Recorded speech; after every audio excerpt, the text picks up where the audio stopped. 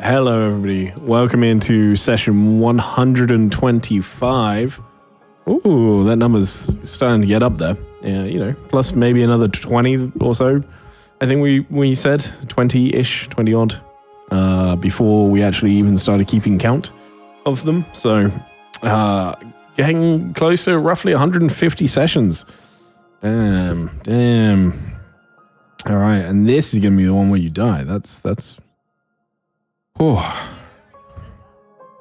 crazy to think about.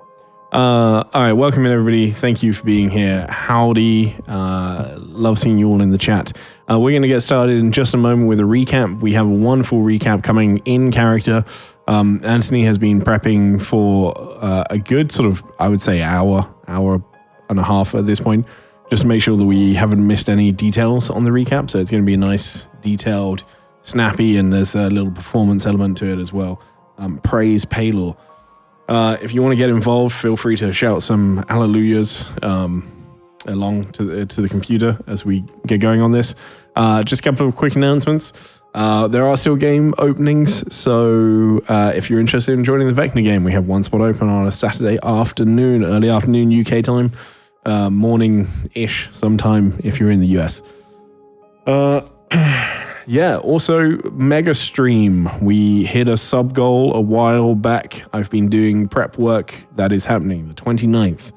If you want to play, I am going to be putting a schedule up tomorrow, and you can book times and do all sorts of things. Just know the later the time slot you book, the worse the quality will be. It's going to be fucking exhausting.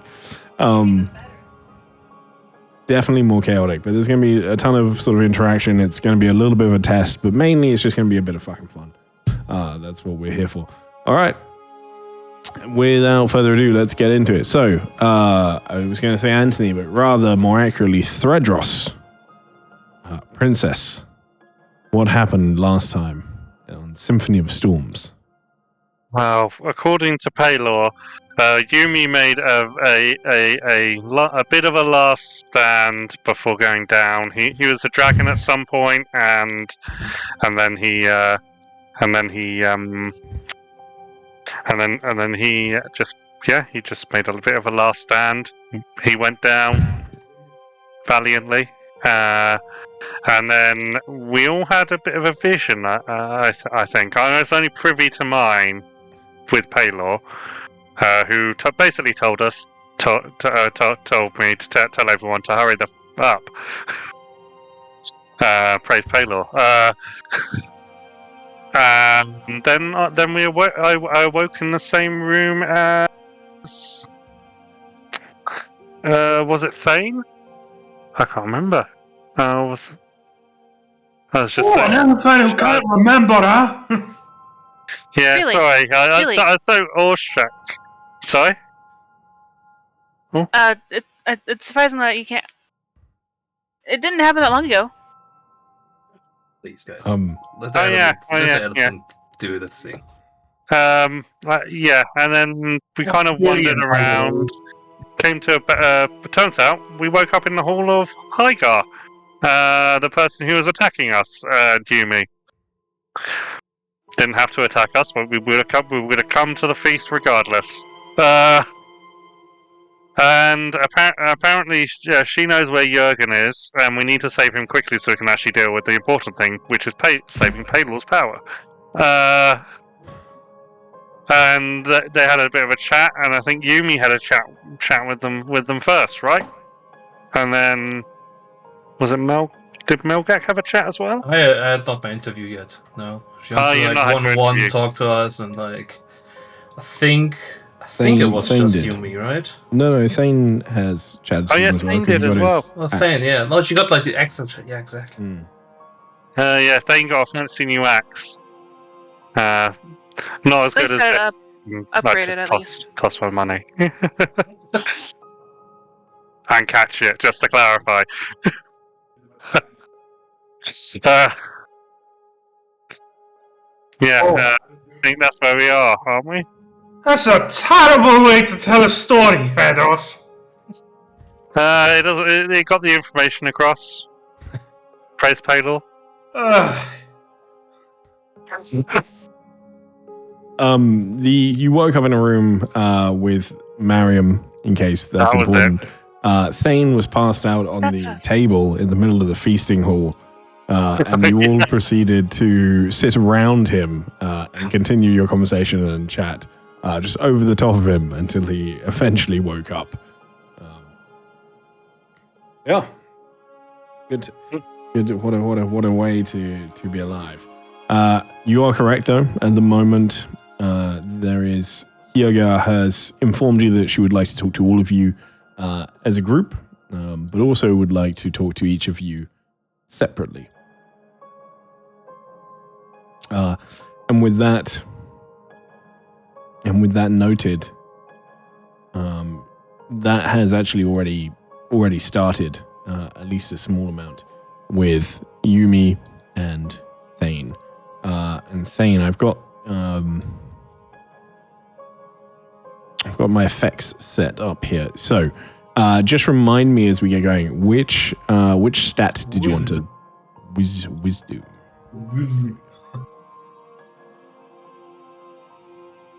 My brain smarts. Oh, I remember where I put that diamond. Oh shit! It's still Numtarats, damn it! I think that would be intelligence. Checking for history. Yeah, wisdom, history, whatever. Who knows? Whatever. Tomato. Sometimes you just need that to click. Could have been like looking in his bag and finding a note. Diamond and Nooptharas. Yeah, okay. Oh wait, I remember. I wrote it on my arm. Okay. You are all more than welcome to move around as Hyoga steps up to the door, sees Thane making their way out at this point. I touch watch on, he falls to dust. Just like God. Disappears. Oh, he's having the next interview. All right. He just turns and sort of. There's a little bit of a. I don't want to say glare, but it's definitely it's difficult to tell. But he just turns, looks to you as you sort of pat him on the shoulder, just place a hand on the shoulder for a moment, and then turns towards Hyoga and almost like marches in. Did I say something? I don't remember. Hey, Thane, new axe! Look at that. Looks almost exactly the same, but I feel like there's something new to it. How'd your talk go? The axe and like a white trail comes behind it. Oh! It's got some powers you do from the alchemy on it. It's a little bit harder, good to have. I mean, look, I don't deal a lot of damage, but I stand in people's way, and this will help me stay in people's way a little bit longer. That makes sense, yes. Hopefully it'll come in useful saving your friend from that tower that Yumi mentioned he saw him on. That kind of has me wondering how this is going to go. I'm sure it'll go fine, so long as we can rescue Paylor quickly. You're awfully antsy about this whole Paylor saving business. Like, I get it and all that. Well, I mean, if we don't, we're gonna have bigger issues than just missing out on Jurgen. Well, yeah, but your friends. We can save Jurgen at any time. We got time limited. We're time limited on saving Paylor's power. Yeah, but I'm also going to have to point out to you that saving Paylor's power is quite the operation, because getting that crystal that we need in the first place is not an easy feat. I'm not saying it is. Exactly. I'm saying the quicker we can deal with deal with Jurgen, get Jurgen. Let's be more civil about it. It's really situation. The quicker we can deal with the Jurgen situation, the quicker we can. Not very power. Really, if I'm honest. Yeah, Lord Fredros is not wrong in this, right? I rightfully concerned. But from what Yumi's constantly babbling on about, what you've all been seeing, he sounds like a. No, you're listening. He's always listening again. the group. But he sounds like a useful guy to have for something like this. Yeah, no, he is, but Barros is rightfully concerned. Mm-hmm. Although I am still very curious and wondering how we're actually going to pull that off. It's going to take a lot of effort. I still think that getting that thing, the crab that Yumi mentioned, the autonomous crab or controllable crab, I don't know what it is, that magical thing that can walk around. Apparatus of Qualish. Yes, that one. I'm busy talking. Don't talk back. What the fuck?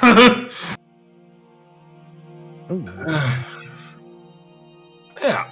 What's with that? Well, that would probably be a good bet for getting through the sea of dust.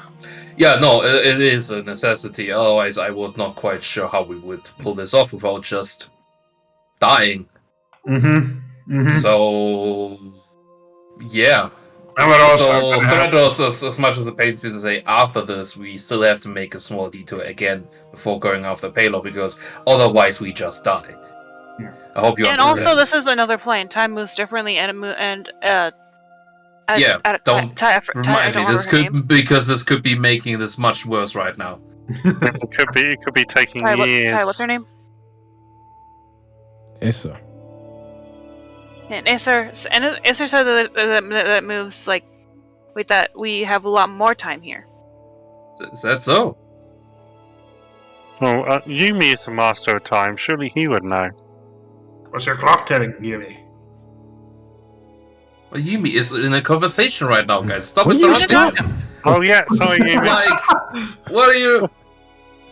Have some I respect. can't figure out what the hell the time is. Damn, I thought you were smarter now or something. Why is that? Apparently he doesn't have the wisdom to stop asking Yumi why he's in the middle of a conversation, So... I get it, you have to get used to that new wisdom first, it's alright. No, I don't like the way you're talking down to me. I didn't mean it like that, but, I'm sorry. I'm sorry, I apologize. You have the wisdom of that bear thing. Just a quip. No, but seriously, so this is taking. We have more time here. Is that how this works? This is confirmed. I can double check. Acer. Hey, I just want to double check. I just want to check something quick. Time moves. We have more time here than we would on the material plane, right?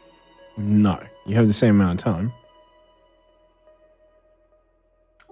I mean, at least it's not less. Not faster, so yeah.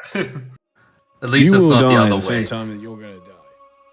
Right, so you're good. It's the same. It's the same amount. It's better than it being less. So that's acceptable. Alright, sorry about the misunderstanding there. I thought that meant time flowing different. Oh yeah, no, it does flow different.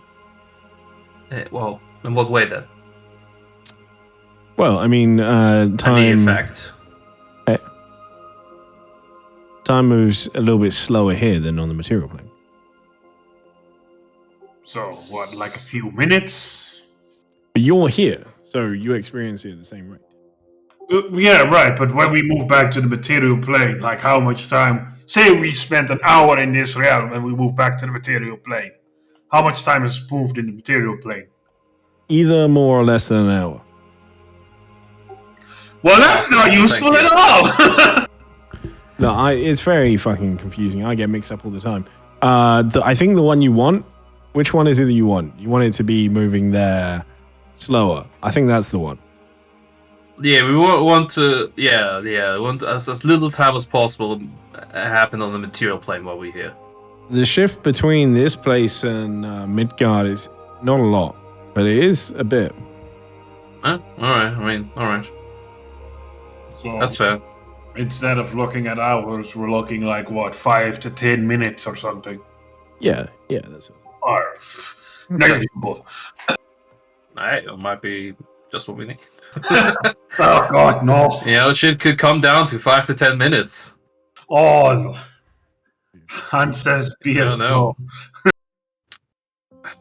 Well, all right.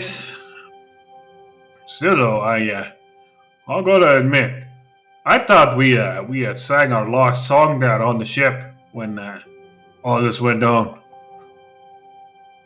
Same. Like, first, the Sphinx army and the lions that came out of the sky. That's terrifying enough. But I look over to what's Zilly. Zilly. And I thought I saw you explode. By the way, no offense, but there was a lot of blood. Didn't explode.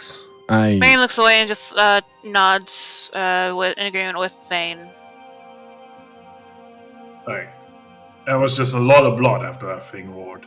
I know what happened. It hurt quite a lot. Oh wow, that is beyond messed up.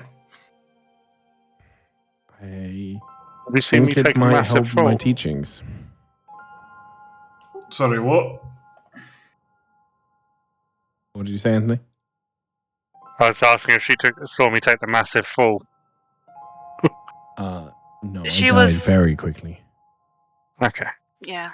I was the other side of the ship, sorry. It's fine. Miriam looks like really troubled at that part. Like.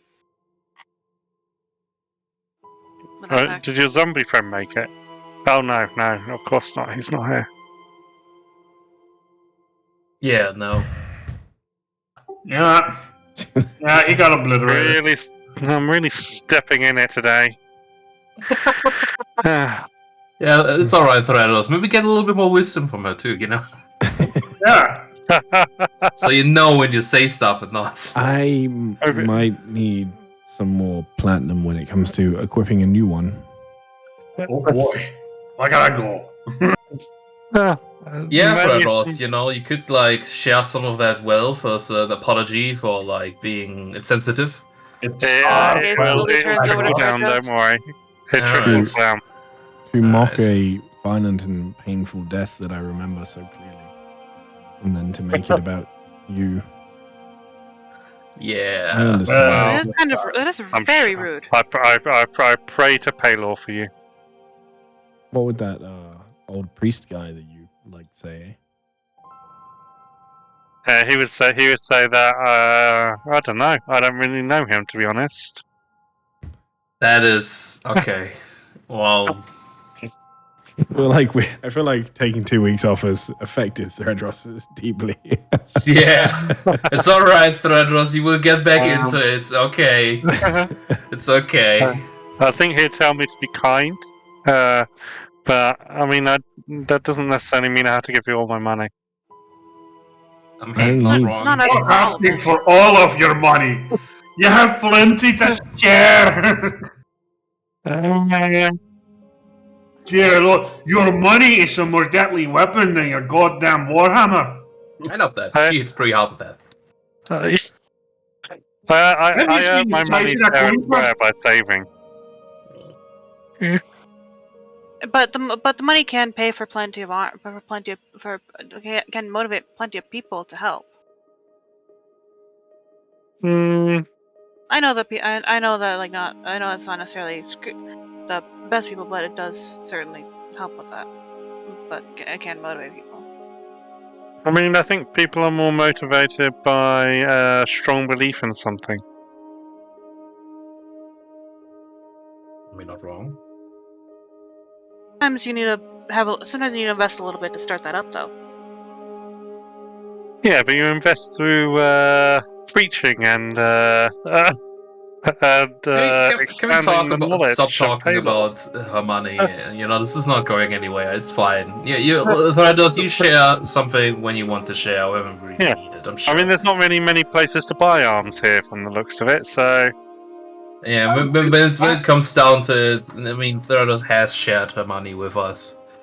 You know, after some pulling and pushing, but she did. So, you know, it'll be fine. You don't need to repeat this topic every time. Thank you. It's alright. You get your brain back in order, you know, start remembering some things, you know, it'll be okay. Yes. Yeah, all. maybe. I think maybe that Fall might have rattled your head a little bit. Definitely. Maybe. Also, what were you chatting about? You said something bigger than Jurgen? I met the guy. I am not convinced there's anything bigger than him. Is that the Stagger saying, talking? Yeah. Who's he asking this from? He's asking Threadross. Well, hey, there's Paylor. I'm sure you've heard of Paylor. I mean, yeah, of course. I mean, you never shut up about him. That's because he's so great. Yeah, basically, he's kind of dying, and we need to save his power. Otherwise, it'll affect. That's kind of after this. You know, we're getting Jurgen, and then we get like an artifact, and then we go and into save the guy. Like, let's not forget about that part. We need to bring the crystal into an undead fortification. Yeah. No. Yeah. A ghoul kingdom. Ooh. Yeah. It'll be fine. What is that like? Ooh. No. You just hear Zilly to one side go, ooh. No, it's not funny. I'm pretty sure they're not the nice kinds of ghouls. Well, you know, maybe they learned something from that, you know, and then hopefully something good and helpful. Don't start down ghoul kingdoms, Zilly. Don't do what to the ghouls? Don't start a ghoul kingdom, Zilly.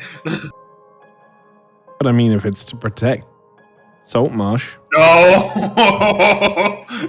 This line is becoming Zilly, small steps. Don't immediately jump to Ghoul Kingdom. I feel like that's a bit of a, you know. Ghoul Kingdom is a one-way street. You go there, you ain't no coming back from that.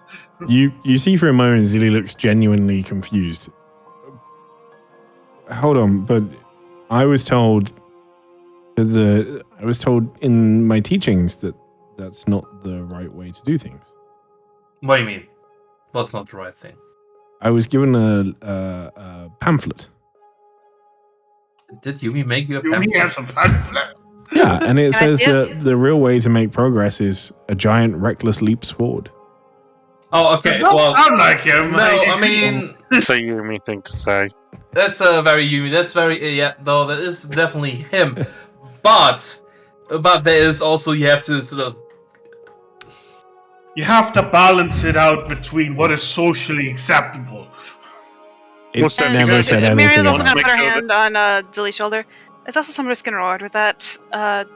Like, we're lucky that we were in a place where we were instantly brought back to life when the fight on the ship happened. That's a different thing. Oh no, we were this is an example of something. Yeah, this is an example of big leaps.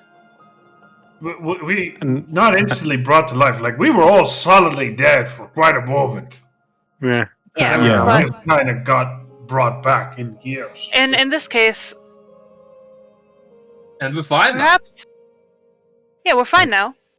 But if we were somewhere else, you would still be dead. So what you're saying is that the large reckless leap worked out. No. You want to make sure there's land where you're leaping to, unless you're Yumi, in which case you can cast fly and still survive. But the rest of us can't. I can cast fly. Can you do it? No. Let me double check that. I'm pretty sure she can though.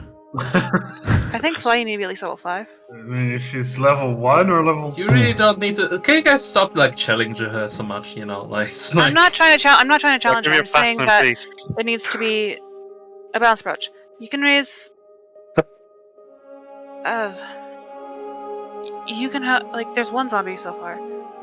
Do you know how many you can raise at a time? I don't know. I have to get more dead bodies first, and she sort of starts rummaging around, and then she will begin to cast. And moments later, she raises up into the air. Hey! Nice. I take a perceptive look to make sure she's not just standing on one leg and pretending. No, she's several feet in the air at this point. A very long way. Need to roll me. I still check.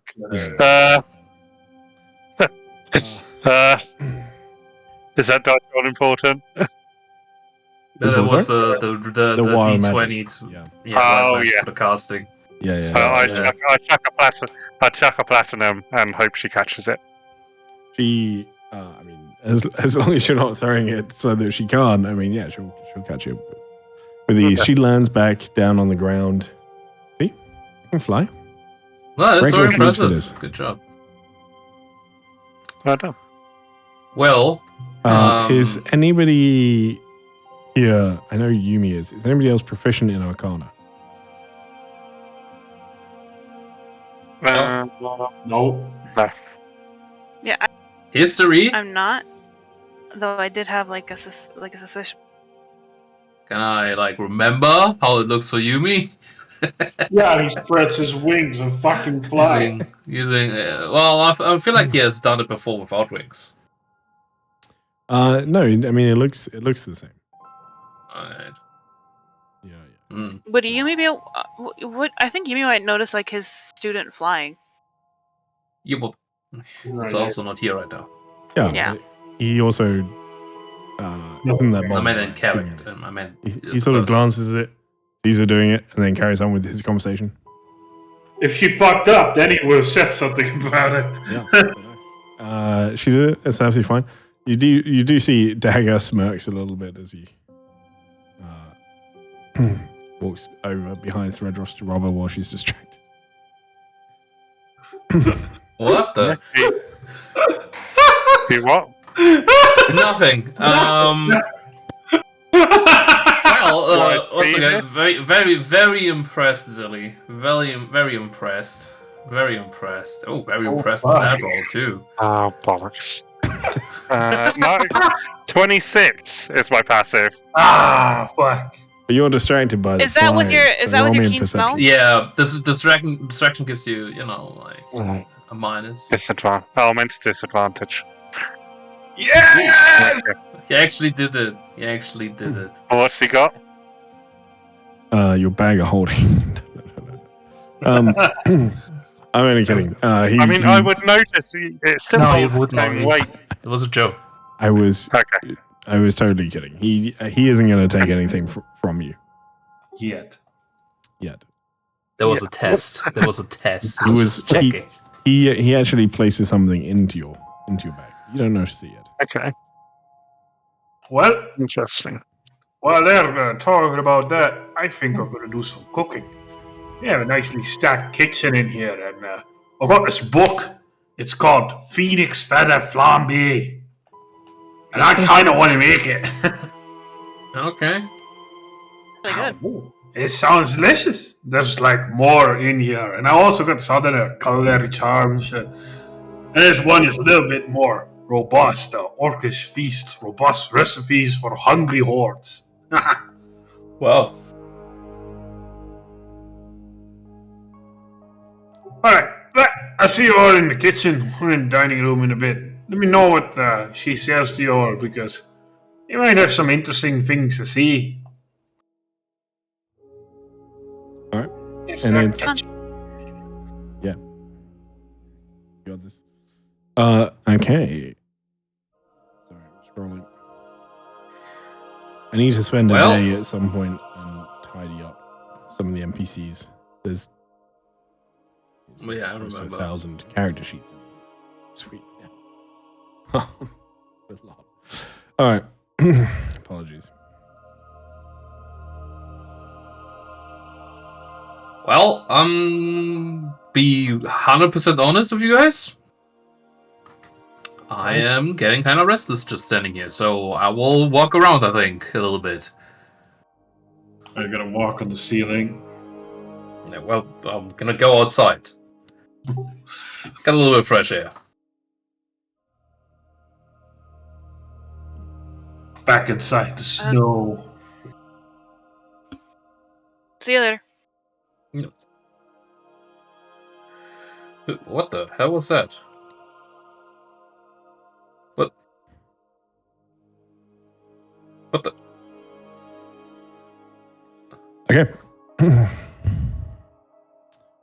with that, two of you wander off. Thane heading towards the kitchen. Melgak chasing shadows. What the? I'm looking around like, what the fuck? I just asked like one of the ladies, did you see something just run past you like a small creature? What sort of small creature? I had like a little bit of a sort of like a, I think like a white mask or face, and like was sort of like, I think black, sort of tiny.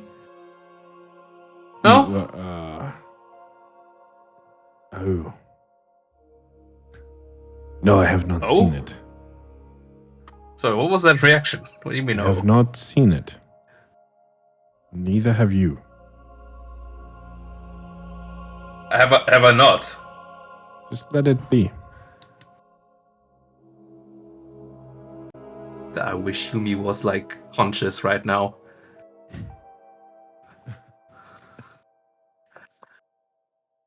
What the?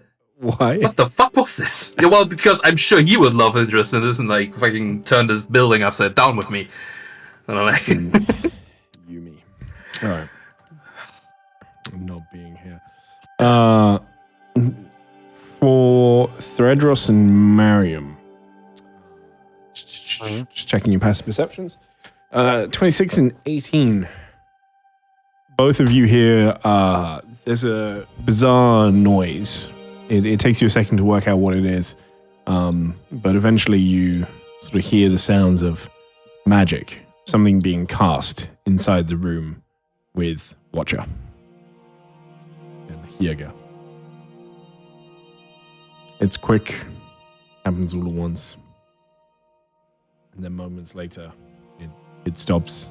When you see the door click open, it's Isgard. Steps out.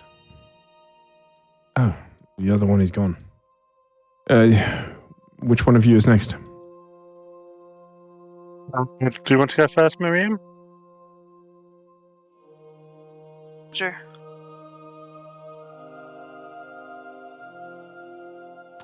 Go on in.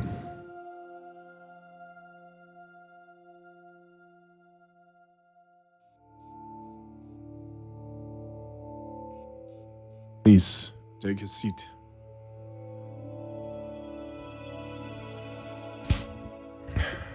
She looks. She's still looking around and just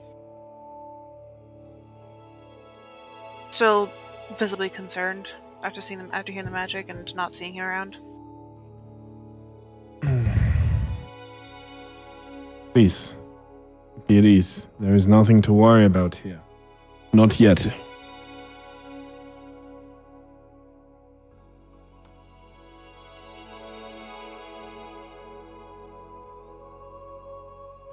Sorry, I just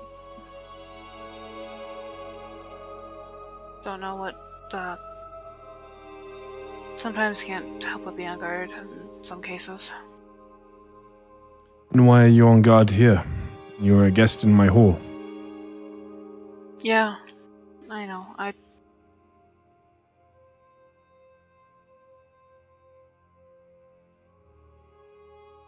Hurts. Just, I was able to hear that incantation, and he's not around anymore, so.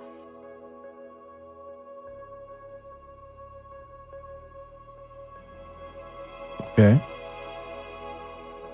You're worried about him? Yeah, we've been traveling with him. Where are you going? Wasn't long, but.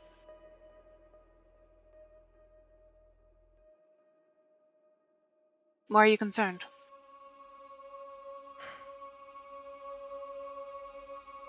Because you're going to find something of great importance to me. Jürgen? Yes.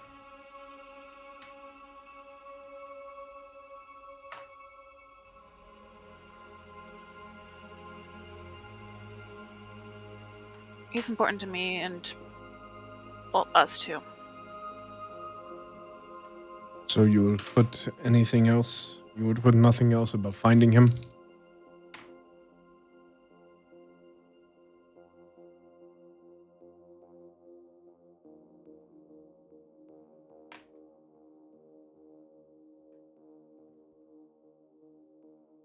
won't. Very well. Then there won't be a problem. I don't know if you have spoken to some of the others whilst I was here. I would like to offer you a small gift. Something to help you go forward and find him. A small measure of power from myself. The little gnome didn't want it. It's fine. Would you accept this gift?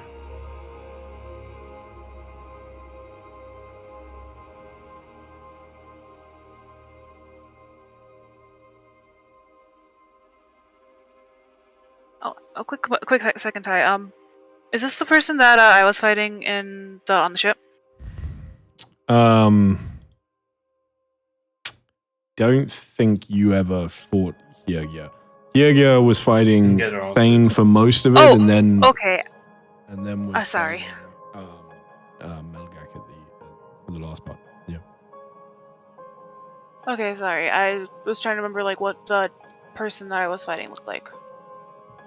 She was that token was really memorable, so that's probably why it stuck with me. Is what, sorry? That token was really memorable, and that's probably why it stuck with me.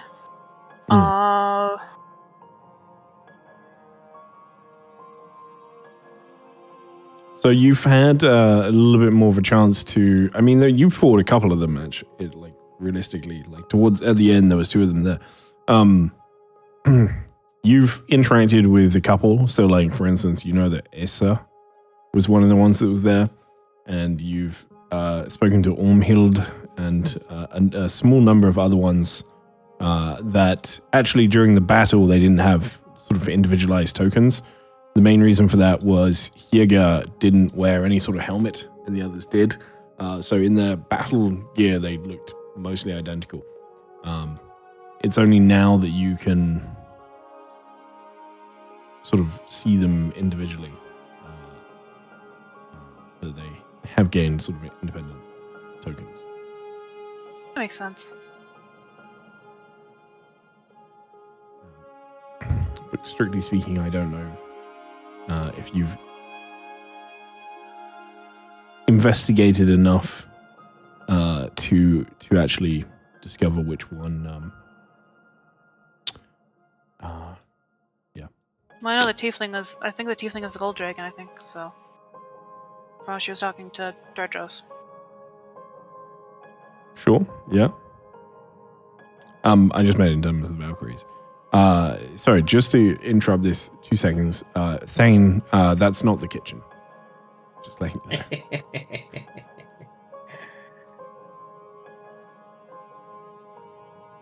Awkward. Just in case you're there. That's the stairs that go upstairs. Either way. You got lost, it's fine. She will just look at you, leans forward again. So, do you accept?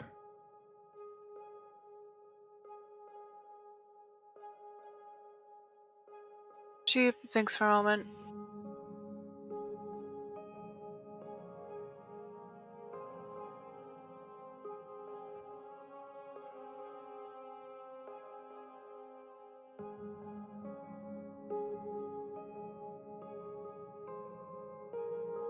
Is this freely given? I will not charge you.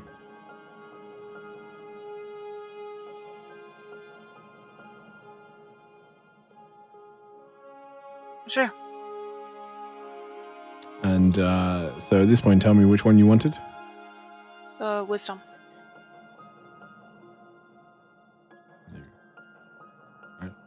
She raises a hand, places it on your arm. And there's a slight glow as you see a small rune appear on your arm somewhere.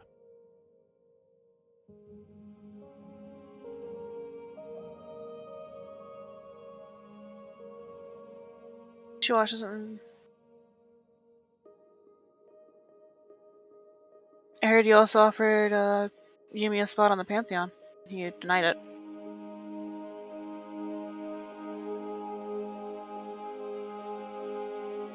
That was not my offer. That is not mine to offer in general at all. Thane said something similar. I mentioned that the Pantheon is gone, or at least the vast majority of it. That at some point it will need to be rebuilt. It's not mine to offer spots.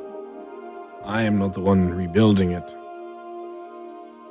But I just wanted it to be clear. Why? You think you should be on it?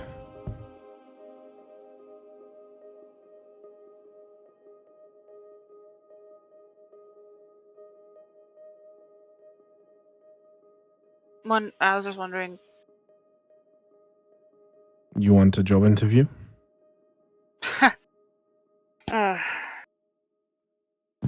These kinds of casual talks always get a little awkward for me.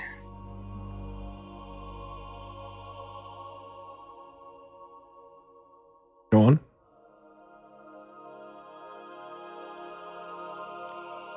Why do you think you're a good god of the Norse pantheon?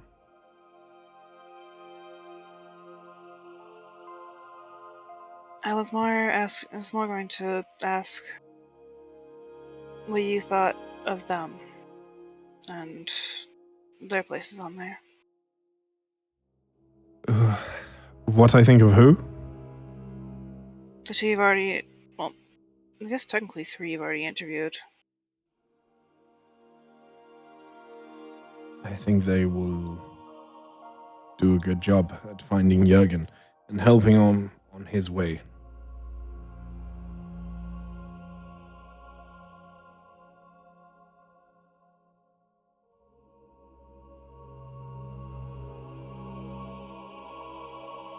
Well, 2 at least. The other one will do fine in his task.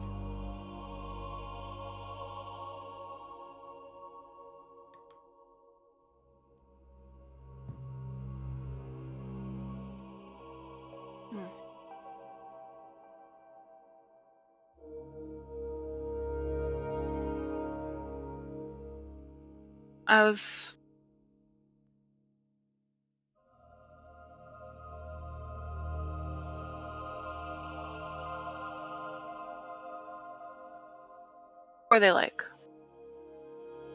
I didn't really ever get a chance to learn much about them. The old Pantheon.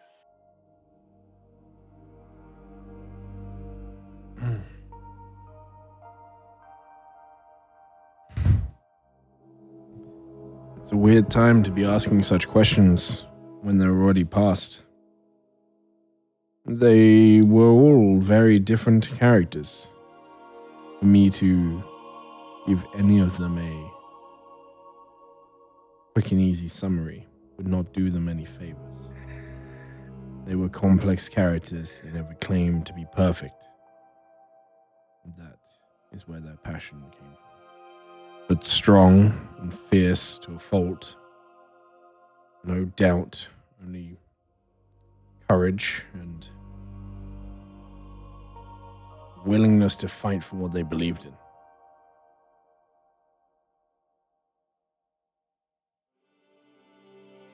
But in you, I see doubt.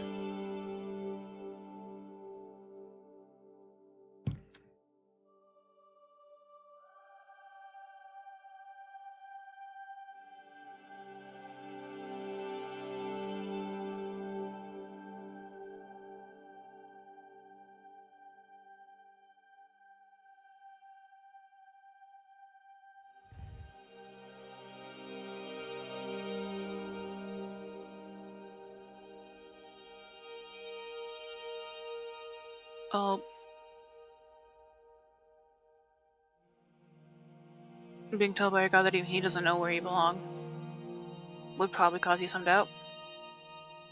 Being told by who? Your god. Why is it up to him? My god in this case. Surely you should know where you belong.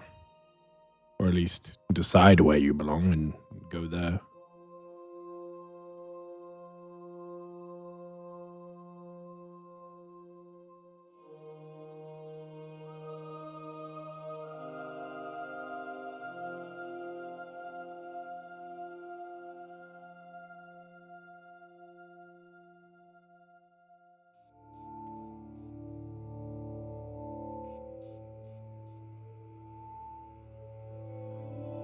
She kind of like reaches up and like grabs her temple, like kind of like bumping the tiara a bit while she does so.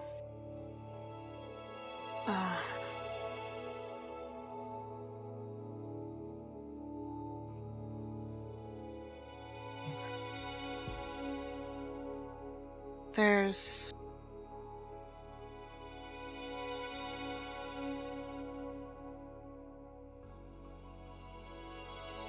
things that every time that I get headstrong or try to go forward without doubt, things go wrong. Things like what?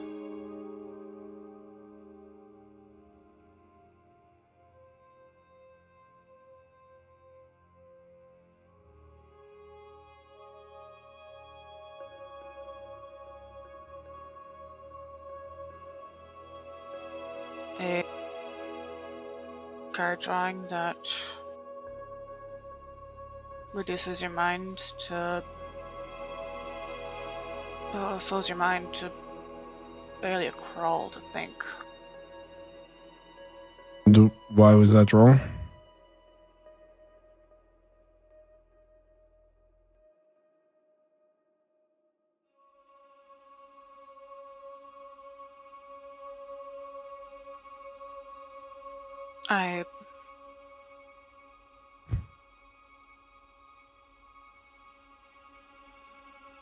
Certainly wasn't right.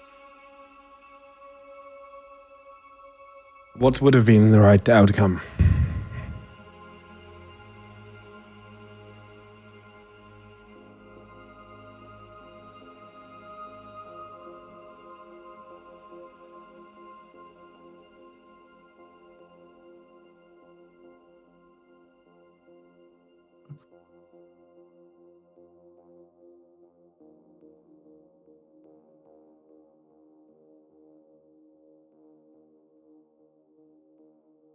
She looks down and thinks for a bit and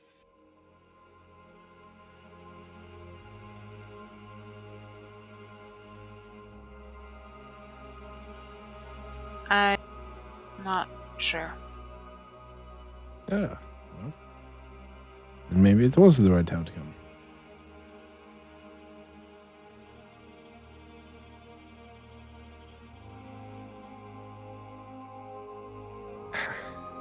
Think about it this way. You clearly overthink a lot of this, right? But maybe having a break from that from a moment wasn't such a bad thing.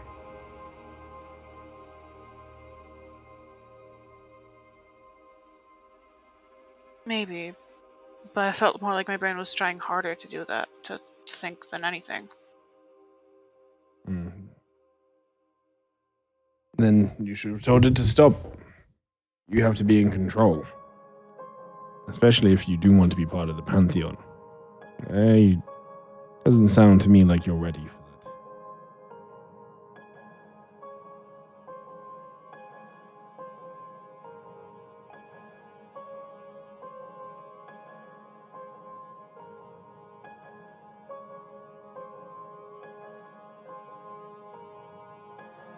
that. Not at the moment.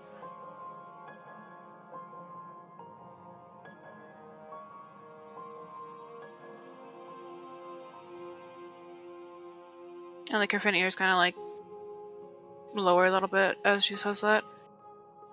Your ears? Yeah, like her ears at her fins. Remember? Yep.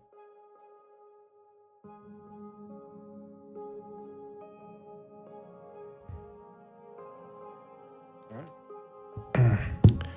If you have any more questions, you're free to ask them. But if not, I think I know everything I need to know.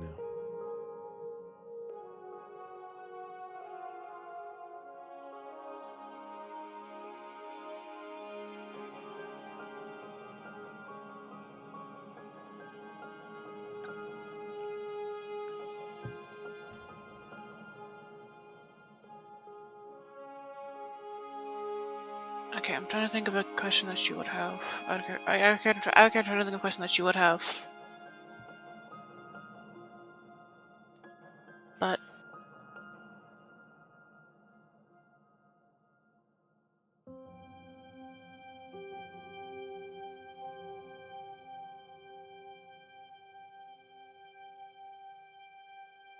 she is gone. What do you know about the 3 girls? Not always girls. Would you refer to the fates?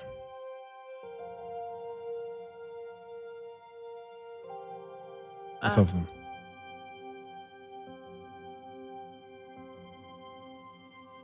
They might be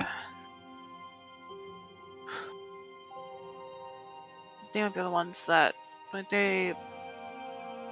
I don't know much about them. You know what a fate is? Yeah. That is them. Why are there 3? They represent different things.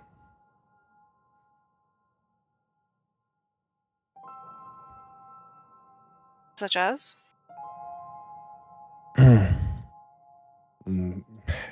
There's different people that will refer to them as different things, but usually the past, the present, and the future. They all sit around us constantly.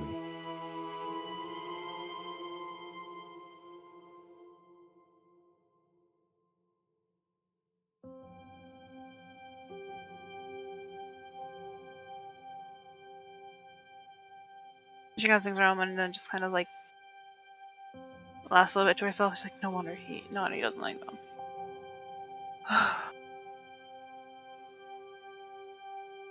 Well,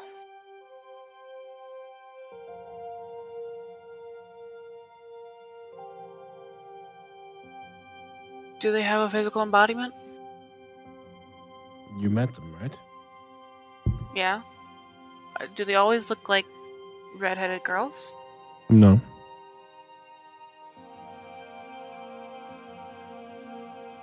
If that is how you saw them, that's likely how you'll always see them. You would have met them before.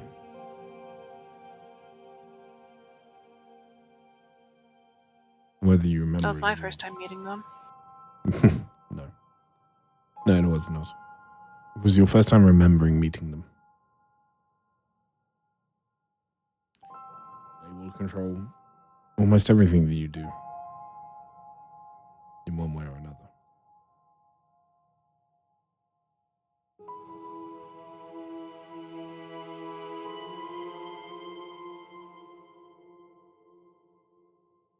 I would not worry yourself about the fates. You cannot do anything to control them. They do. I was curious about them. You have more important things to worry about. Yeah. Apparently Jurgen's around a tower. What's that about? We will talk about this in some time, when you're all together.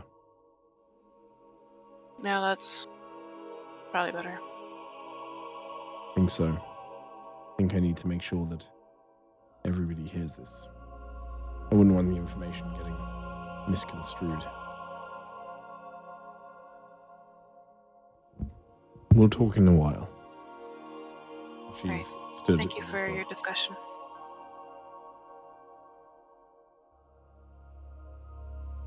Thank you for the talk. Tips out and looks over at Thedros. Your turn.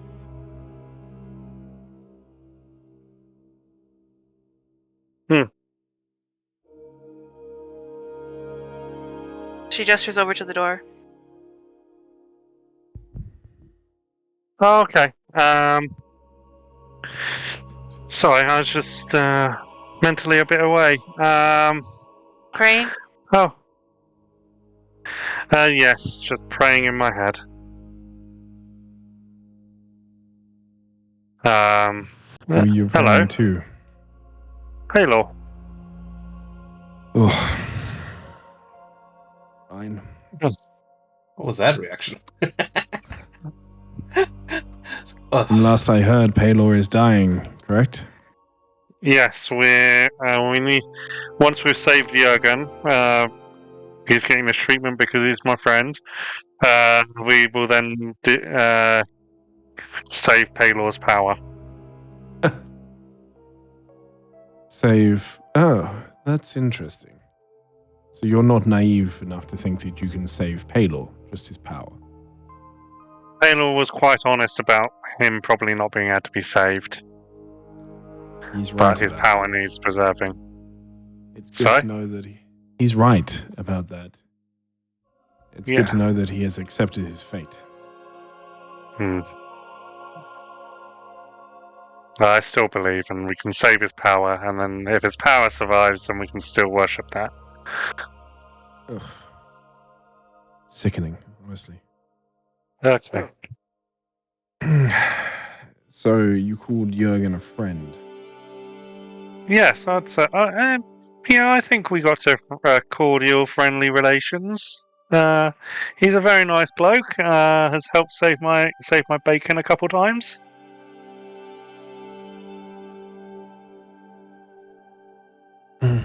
And you have put off attempting to save your god to rescue him?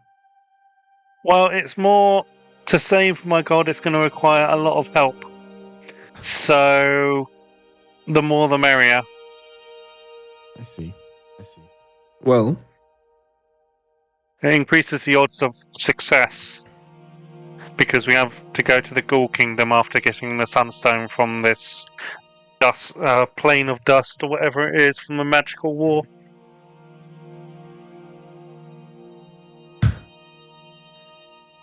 You know what it sounds like to me? What? It sounds like Paylor really is already dead. Not quite yet. You can tell the sun's going in earlier, so we know he's fading, but the sun is still there.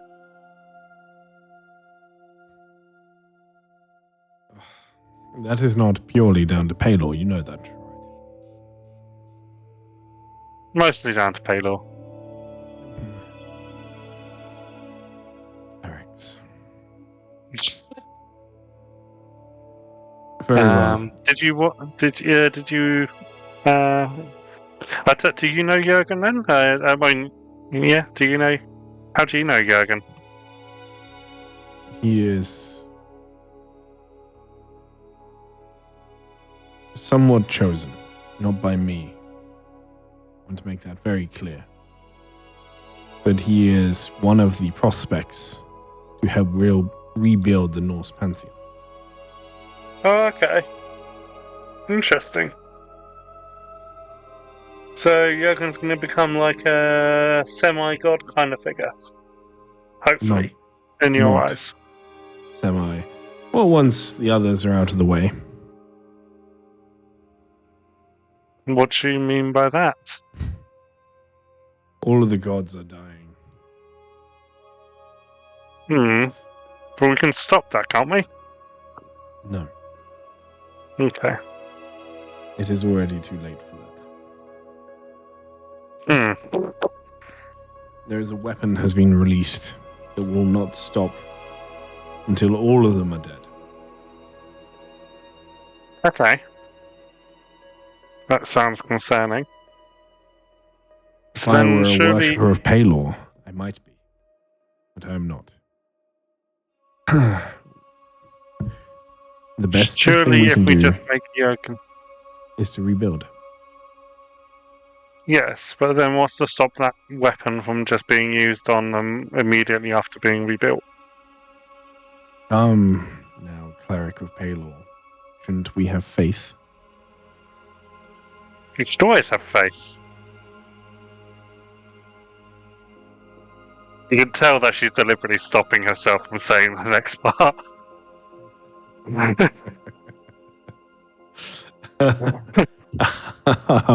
Make me a constitution save to see if you can resist it.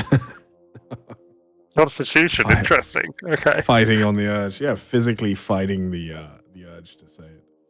Yeah, that's enough. I don't know what the save would be.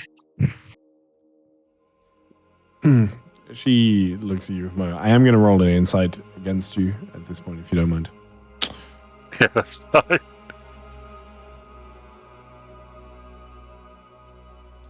She is watching you very closely as you say this.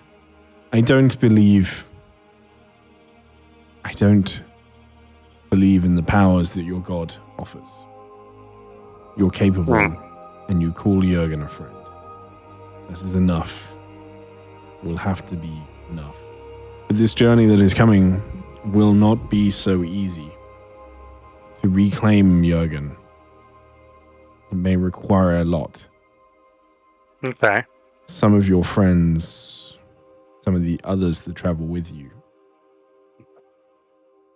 I'm not sure I believe in their ability to do what needs to be done. Okay. If it came down to it, would you choose Jurgen's life over that of Palor's?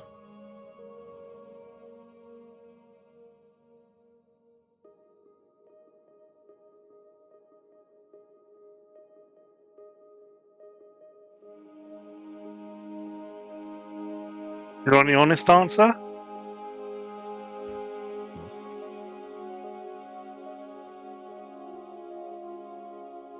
The power of Painlaw failing would probably be more disastrous for a bunch of people than Jurgen. Well, I would endeavour to save both. But if I had to prioritise, although I would still need everyone's help to save Painlaw's power, so I still would be beholden to the group and ideally Jurgen to be able to succeed in that mission anyway. So you only save him because you need him? No, I save him because he's a friend and it's right to do so.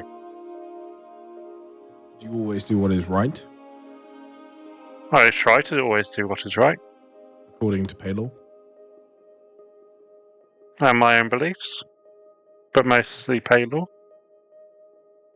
Which, well, I suppose that's the same. I suppose my beliefs are that of Palor as well. Or an extension of Palor. So... Although... You want the future to be bright for everybody, yes? Yes, exactly. Then you should start thinking about what you're going to do once Palor is gone.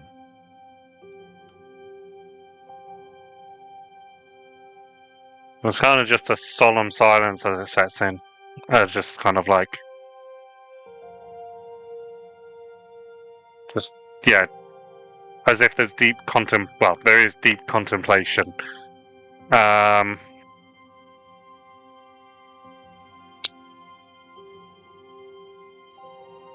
Honestly, I'm just trying to think of the here and now and trying to get through and solve the next step. I haven't considered what would happen once he passes. Or if he passes, or... You said it yourself.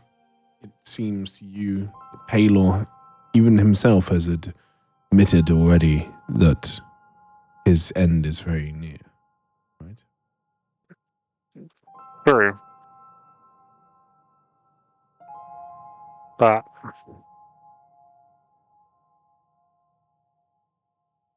I mean, we spread tales of long dead heroes all the time, don't we? So why not continue the continue a devotion to the god, even though they've passed, in the same manner that you would. Hang on, I'm going to do a religion check because I'm gonna try quoting one of their gods. I just want to make sure I would know. In the same way that what's his name, Vishnu, is remembered. And Vishnu, was that one of you? I can't remember you. Sorry.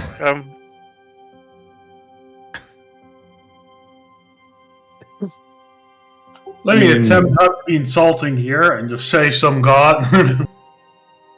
I'm sorry. Yeah, as much of as friendly as Jochen is, we didn't really go into his religion that much. Do I know how to add the Hindu pantheon to Oh, God, the Greyhawk? The Pantheon's already in there, Ty. The Asian Pantheon is already in there. Maybe in Greyhawk. So, but hey, these guys could already be dead. Let's be real here. Wow, way to get me cancer. I literally just. I mean, in this universe, they could already be dead. Not in real life. In the universe. And the Hindu pantheon just means you added another 109 gods for your other campaign to kill. I actually only named one as well. It's not like, I should have gone Ganesh. Oh, actually, I think that with those guys, isn't there a bunch of different forms of the same one, anyways? I don't know enough about Hinduism to be able to say. Please carry on, Anthony. Sorry? Please carry on. I mean, I also only named one god, so that could be the only god that. Okay. Yeah. Sorry. Tales of old, there's also that Hercules fellow or something. I don't remember. I don't remember many old warriors and that from old history books. Grasping at straws here. And old kings, we remember them. We can do the same with old gods. Sure, but remembering and worshipping is two different things. When the gods die, there will be a power vacuum. Something will take that power. That's true. What we are doing is trying to plan ahead for that. What I am saying to you is that maybe you should think about that before it is too late as well.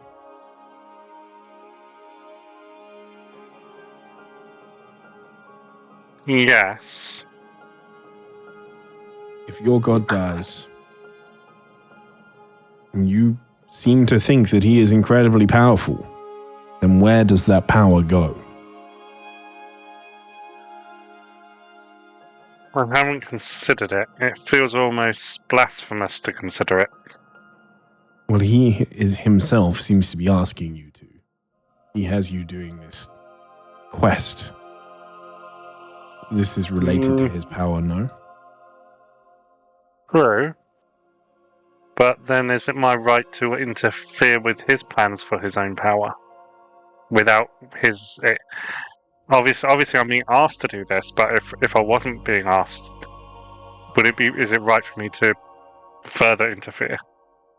I don't know what you find to be right or wrong. All I know is that power is, when not controlled properly, potentially extremely dangerous. If he... I agree. You don't know whether what he is doing with it in this final moment is reckless or vengeful, dangerous to those that will last on beyond when he is gone. I'm not telling you to interfere. I'm just telling you to question. Okay. I will consider it. The Norse pantheon is continuing. We are already looking to the future.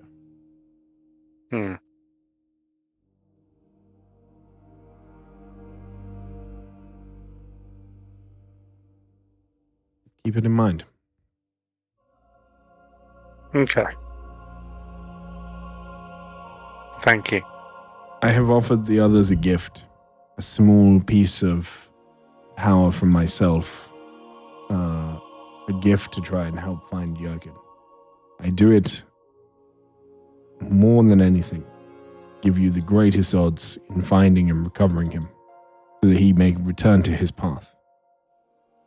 Would you accept such a gift? The knowledge you bestow on me is a gift. Thank you. That's a yes for it.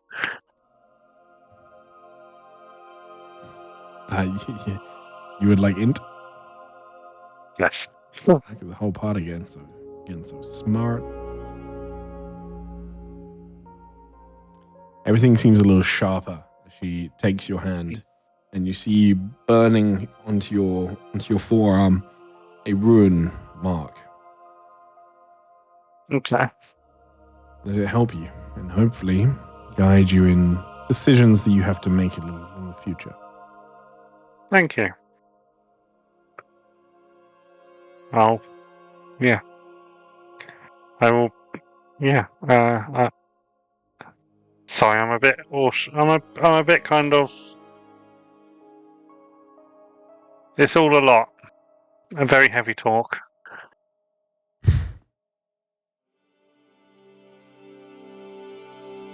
I'm hoping this will help you to not be mindless. Thank you.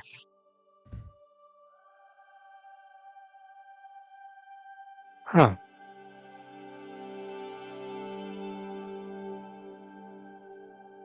Okay.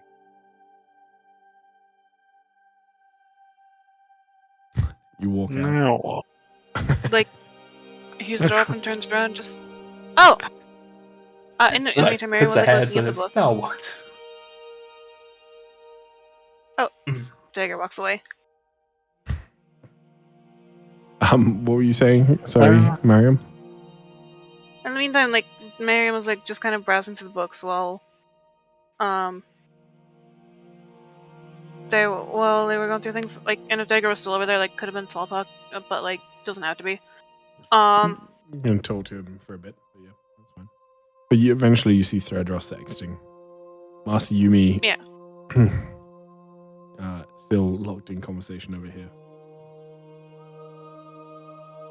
Retire this to the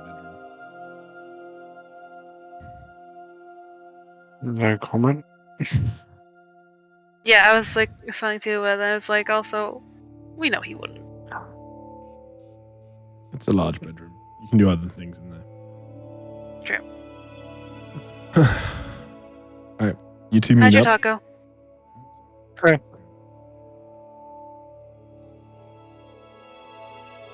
Oh.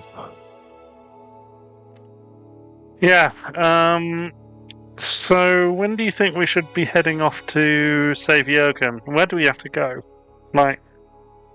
Well, I think I still have to meet with. I think I still have to meet with Jaeger, as a group. So. Oh yeah, true. So we should look at gathering the others. others. She points over at Yumi, and then like kind of just looks at the stairs where the other two went down. The others are a bit preoccupied. True.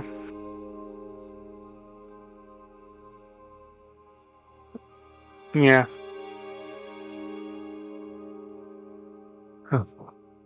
Tedros just seems kind of a bit half here. She's kind of in a bit of solemn contemplation and just, yeah, she's just thinking. Oh, done. Oh, okay. Got some fresh air. So, how was it? Okay, thank you. Have you chatted with her yet? No. Have you been done for long? It just ended. Oh, well, okay. Tedros has just ended. Yeah.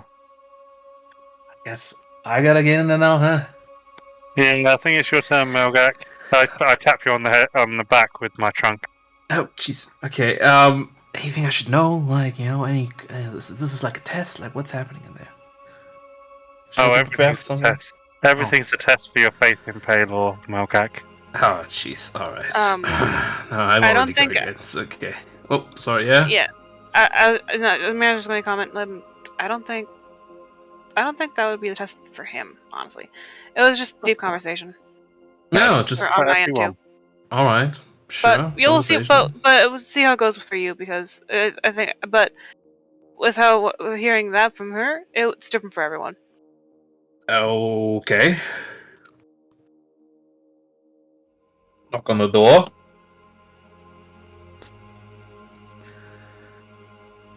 Okay. There's a moment you hear some talking inside in a language I don't think you understand. I doubt it. Yeah. And the door opens. Before this happens, sorry, I was going to jump to you outside. Actually, it's okay. Roll me a perception, and this is backtracking a second when you're outside. 1. Okay, cool. All right. So you see really only what is right there fucking in front of you.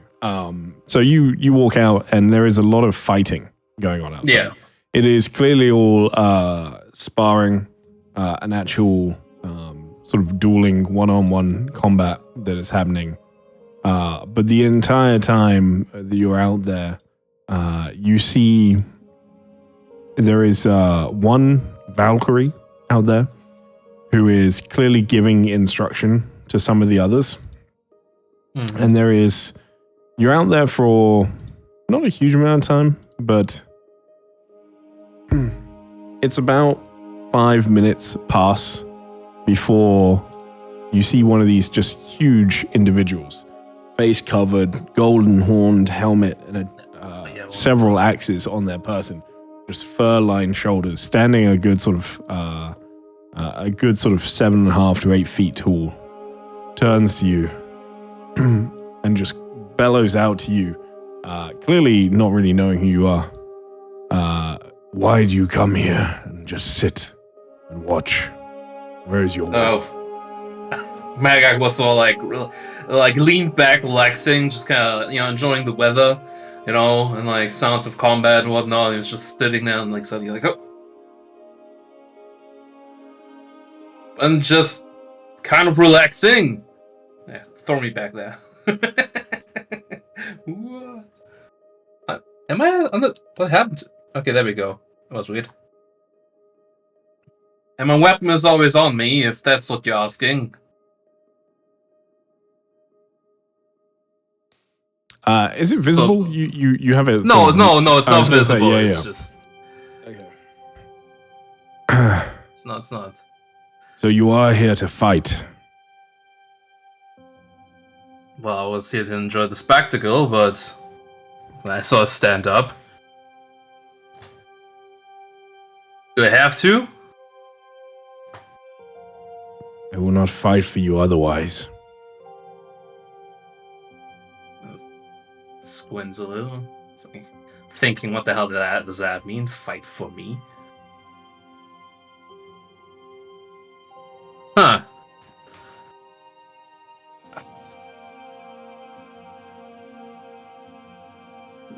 Does he do anything else right now, Elias? Or because I'm... He steps back, and you see as a few of the others come and start placing branches on the ground around him. All right.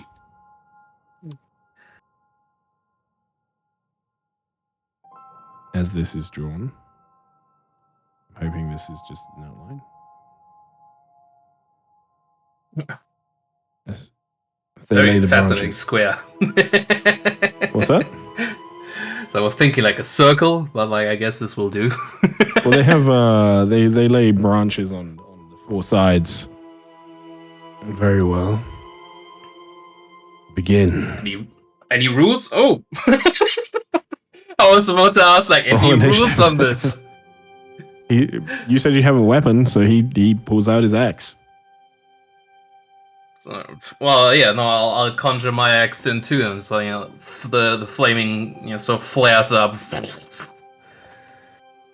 So I guess probably get slightly caught off guard. Yeah, one initiative lower. So I really do get slightly caught off guard. I was like in the middle of saying something, and like, oh.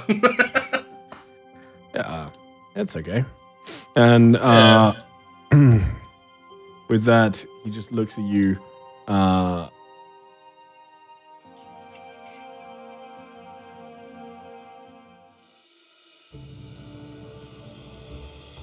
He sort of gives you a little head nod, and with that, I'm just going to quickly double check what he can do. We're just like fucking annihilate. 2 natural 20s incoming. Just boom, boom. Always, man. Always. It's not that bad. Natural 20s and max damage, you know? Yeah.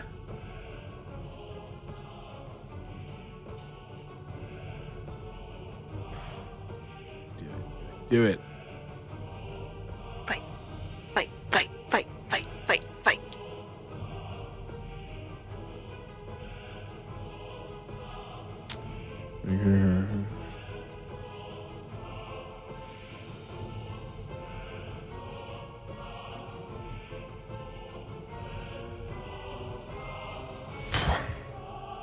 He's not going to do it yet. So he just steps forward and just with all of his might is going to swing in your direction. It's clearly more of a test than anything as he swings, just doing his best to see how you react to this. I will likely take these. Oh! I actually managed to parry one. A 3 is a 12. That's a rare occasion. I usually just get hit like that. That is.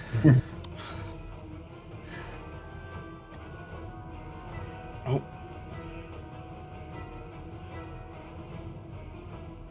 You know what? I also, since he's apparently holding back, I will also hold back a bit. Okay. And with that, he sort of starts to step around you. As the first one, he swings, you just parry it out of the way, brings the second one for a small cut. Alright. So I can tell already, less of a talking person, more of a fighting person. Ooh, a third one? Oh, yeah. Shit. And a fourth, and a fifth, and a sixth. That's unfair. And then he's gonna action surge. No, he has 3 attacks. That is his turn. Alright.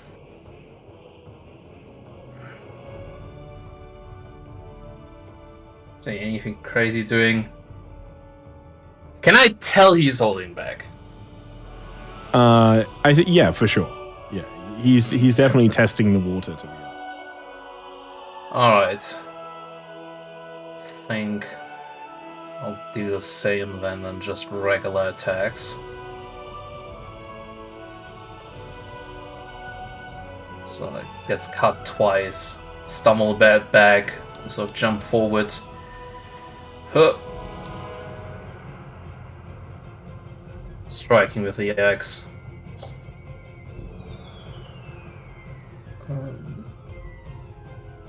It's quite the weapon, this thing.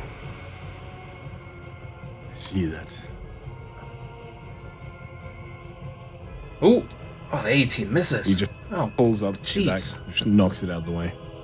And don't want to get hit from this one twice.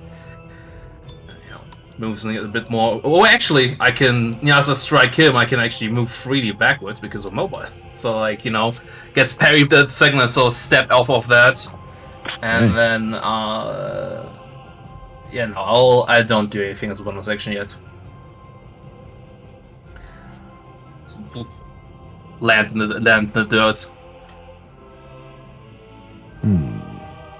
Alright.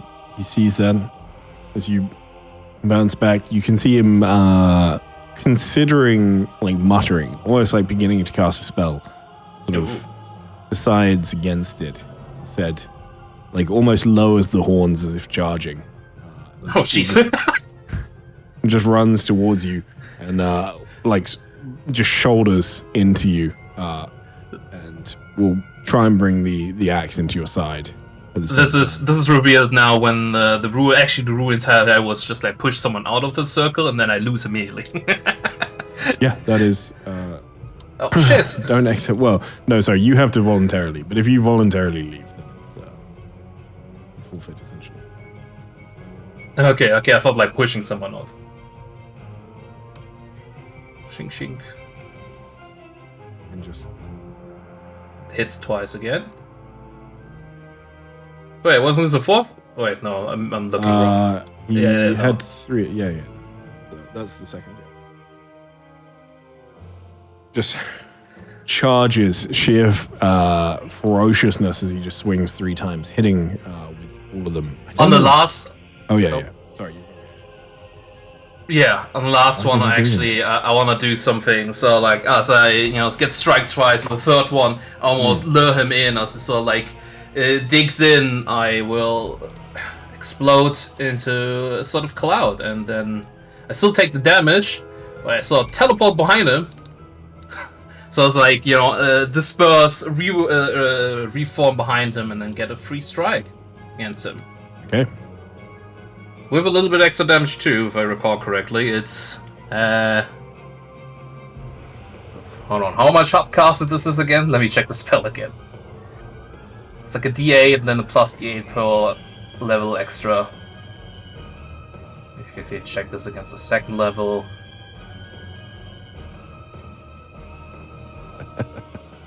So it's a 3d8 extra on top of what I roll this, if I hit. I don't get advantage or anything, no. Oh, there is a hit. And then an extra 3d8 on force damage on top of this.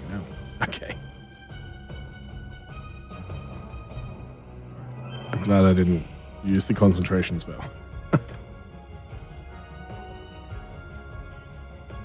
So, like, trick him into the last hit, like, digging in, and then I spin around, go over this. And then while I'm on behind him, I will attack again. Alright, go ahead. He obviously is recovering at this point, sort of turning to face you, as you keep attacking. Ooh. Oh, I didn't target him, sorry. That's right, I untargeted him. I think, let me quickly check this.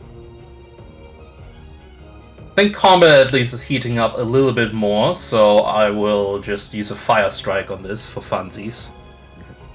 But 2 extra damage. And second attack, yeah, that misses. This is when he turns around and parries me. Yep.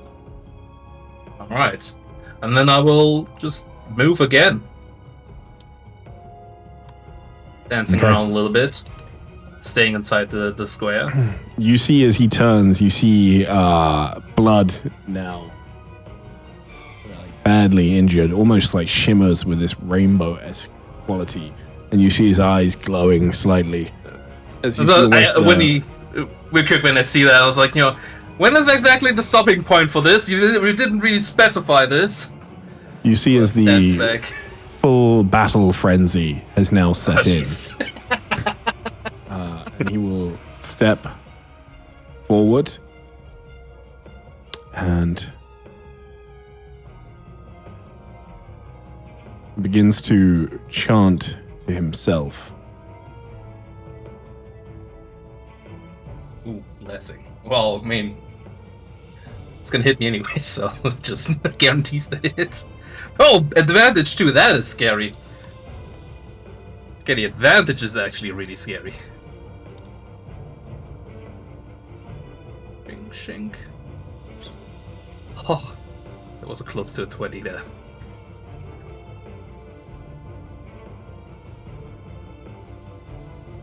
Oh, hang on. I'll roll just another straight attack. It's because I rolled too quickly. It broke a bit. Yeah. Alright, getting low on HP too a little bit, so I will at the end of this again use another slot. Okay. I see him there. He spins faster this time, sort of knowing the trick at this point. Turns. Went not fast enough. Hit. Yeah. And I think I will try to knock him out with this one.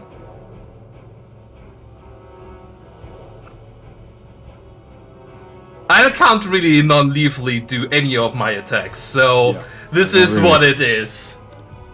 There has certainly been nothing non-lethal about his attacks either. He has not been trying to hold. So just turn around again. You just cut through, like straight down across.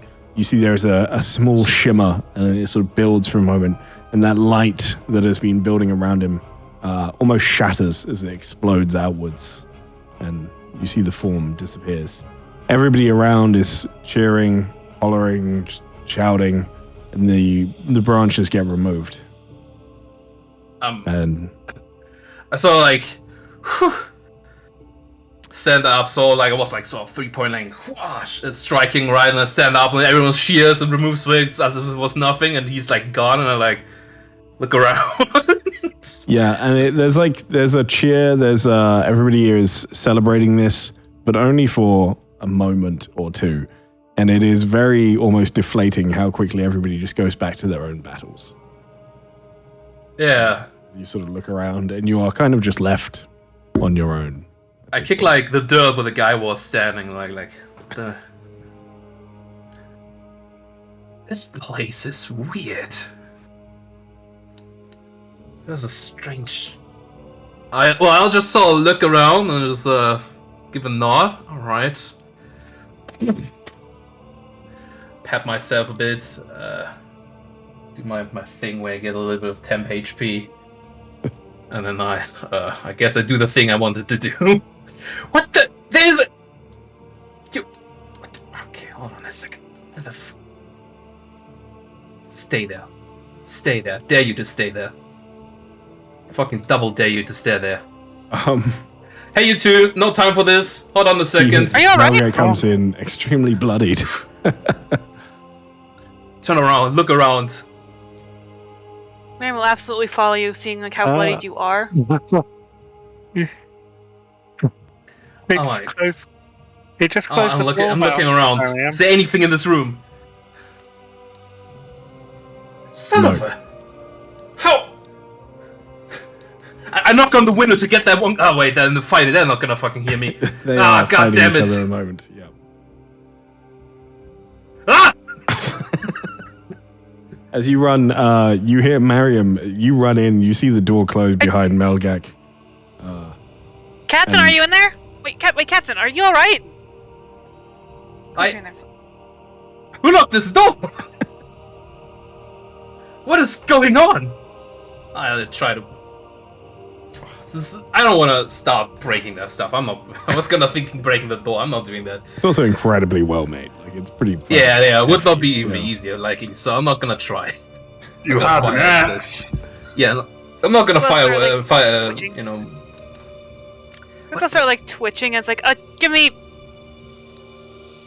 She tests the door on her side, and seeing that it's locked. May I give my thieves tool a try? Yeah, go ahead. Okay. Is the window also well made?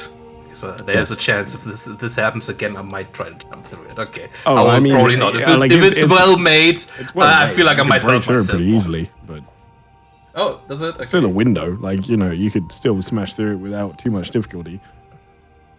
Yeah, with a 23, it takes a minute or two. But so I'm going to jump back to that in a moment. So stay where you are for a moment. Thane. Aye. You've wandered down and you see there's a couple of people milling around in the kitchen already. They look at you a little sort of confused as you make your way in. Oh, hi. I just want to try a recipe. Hope that's fine. What is it? We can make it for you. I kind of want to help with it. I like to cook. And Dane will retrieve like a metal box from his pocket, and he opens it, and it's like a very soft padded box. And out of that, he pulls a pair of glasses, puts them on. You know, they like sit tinily on his big nose, but they have these long extendos on the sides so that they're nice and snug. Hold on, let me have a look here. Phoenix feather flambe, all the way at the back. And then he puts like the recipe book down on this little recipe book stand here. Yep.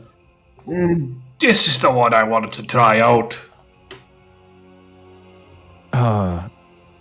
She looks at it. You have the ingredients for this?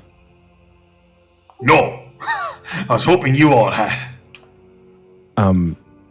She turns to, this large pantry. Feel free to look. I'm not sure on all of these. Go ahead and roll me an investigation, please. Could I roll maybe with better things by following my culinary nose? Yeah, sure. You can use your cook's utensils, but use wisdom for this. All right, hold on. I had those. Here they are. Oh, it's rolling with intelligence, or is that wisdom? You've got the +2, which I'm guessing is your wisdom. That's my wisdom modifier. Yeah. Okay, so with that, you rummage around for a while. You find pretty much everything you need for this. It's a weird recipe, but you do find pretty much everything. And at some point, one of them will wander in and assist as well and just start carrying stuff out. It's a very prep-intensive recipe. So after a while, you can start giving them tasks. And they will just start chopping and peeling things and slicing away, doing their best to prepare it to your exact specifications. Go ahead and roll me a persuasion on this, please. All right. I also like to think that the table is a little too high maybe for Dane, so he has to always grab on a little bit and lean upwards, to get a good read through the recipe book. You can stand on one of the stools if you. Yeah, it's in the way of other people cooking here, so people are walking it all the time, so it's better to just keep the stool out of the way.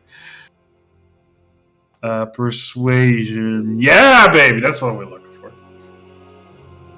Right. You see, as you begin cooking and actually sort of enchanting some of this, and the smells start to radiate out of the kitchen. You see a very interesting individual come over and start looking in. You see brightly and very ornate colored garbs and clothes and several instruments adorn his person. And you see as he watches you from just outside the door, this guy stands a good 8 feet tall. He takes one of the instruments, he takes a harp, and begins just gently plucking it. And you actually gain a bardic inspiration. Ooh! This is a D12. Well, it looks like someone over there can play a tune. He gives a little smile back and just continues to play, not wanting to interrupt, so just staying at the edge of the kitchen as you begin to cook. And it will take, this all takes a bit of time. The girls that are here are fully trying to assist, and anything else that has been going on in the kitchen at this point has very much been halted. But go ahead and make me, I need a cook's utensils check. Yes. Once again with your wisdom, please. And this is as you actually being helped. Yeah, you can get advantage from the maids. Yeah. Control or Alt? Alt. This is as you actually begin the cooking process. 21. Still very good. I think somewhere in between, Tane almost skips the recipe, but then or a part of the recipe, then one of the girls I think you forgot that part over there. Oh! Quickly adds it in, fixes it up. What you are creating is an incredibly ornate piece. There are no actual pictures in the book, but there are drawings and sort of diagrams of how to chop some stuff and or for presentation. And as you begin cooking, this thing is incredibly hot. It starts getting hotter and hotter as you cook away, to the point where this whole area becomes overwhelming to some extent. The smells and the spices that you've included are now radiating throughout the hall, and you can see a small crowd of people starting to gather outside, all of them sort of watching in. Lots of people sort of sat around the table as well as the songs play. I also want to specify that as I'm making this, I'm making notes in the book of like things that I think can be done better to try and improve on the method for cooking this more as I'm cooking it, you know? Like, maybe it says you crush something somewhere, but cutting it is first important, then crushing or something like that, you know? Sure, understood. Roll me an insight on that, please.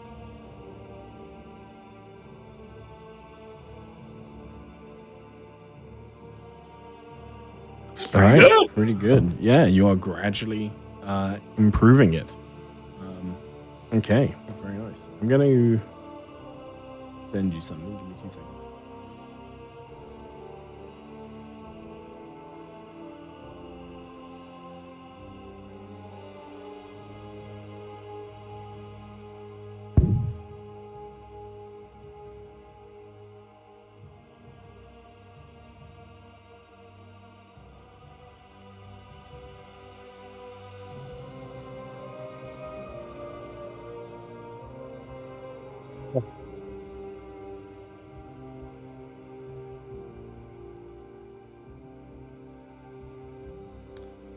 Feel free to change any of that as you wish, as you play with the dish. Okay, that's a lot to read through. I mean, it's just it is just a recipe, but it's like a rough recipe that you're following, basically. Mm-hmm.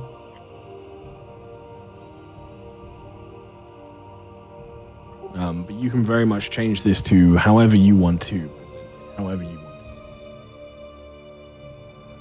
Yeah, I think for now it will look very much like this first one, but I have a good read through this and see what I'll be changing. And there's a number of other recipes in the book as well. That's obviously the selling point, as it were, to the book. But there's a number of other recipes in there as well. Well, I figured this time I'm going to try the selling point, which is probably at the end of the book. Or maybe it's at the start of the book, I don't know. No, I think you're probably correct. Probably at the end. Yeah, and then I think the next time around I'll be trying something from the start of the book. But, you know, if this one doesn't taste very well, then I already know that what's at the start of the book isn't going to be that much better. All right. More of them are helping you as you go. Just with sort of some of them are just watching out of like pure interest. Some of them are actually assisting in chopping and just carrying things, moving pots around, and whatever else needs to be done. The kitchen itself was already very chaotic. It seems like everything, like they knew where everything was and what was happening with everything, but there was a lot going on at once already. So having somebody else come in to start cooking makes this whole process a lot more difficult. I like to think, though, that coming from a bit of a culinary background, you know, the Broad Bell Tavern, although they mainly are, of course, brewers, there is also a food element there. And Fane obviously has been in the kitchen before. And, you know, also having done military service, knowing how to cook in a chaotic environment kind of comes with the field, you know? So I think he adapts pretty natural to it. Absolutely. No, I totally agree. And also, you know, his cousin Domer loves to cook, so he probably learned a few things from him, too. Hey, you ladies are a whole lot of help down here. Thank you.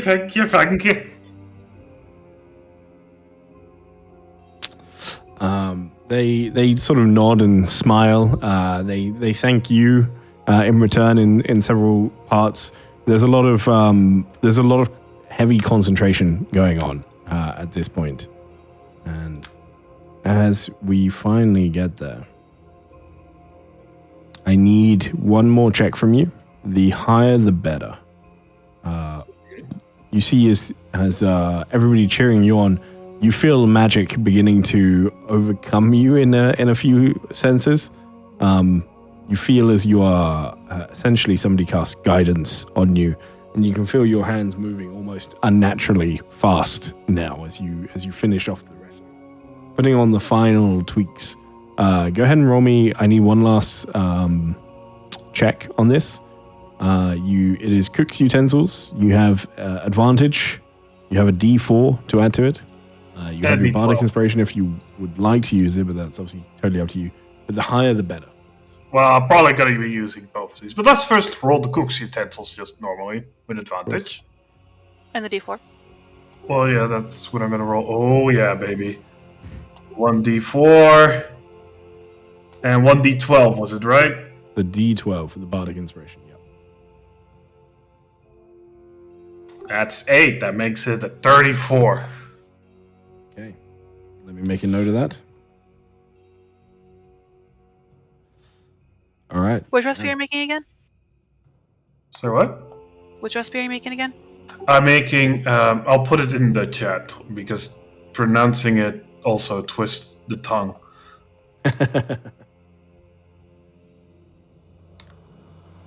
Phoenix feather flambe. Thank you. No problem.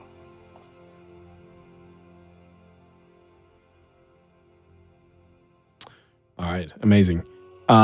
You get this down perfect, potentially more than likely better than it is in the book.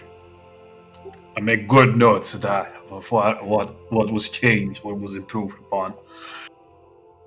And I might even start writing something like this down in my own book. Who knows? There's a few consequences of this that will come about, one of which will be a rather grand feast for all of you once conversations are done. There'll be a couple other things that you're going to gain from this as well. Dane. Ooh. Hang on.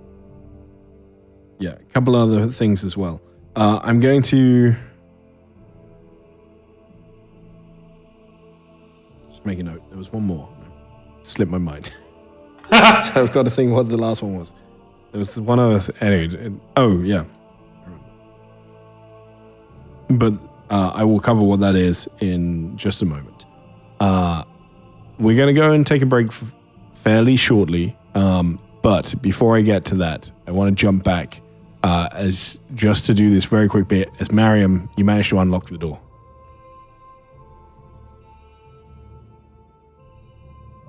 You there? Yeah, I'm here. I think it's just on the... You hear the click as the door unlocks. Huh. You see Magax so like turned around right now and like looking the other way and like, I swear. Oh, Miriam. Oh. Miriam, I think I'm going crazy here, I swear. It's like... She comes in and like looks around and like is looking around too. I Can I swear, roll perception Miriam. to see if you see anything? Yeah, roll me a perception. I swear there's like a creature.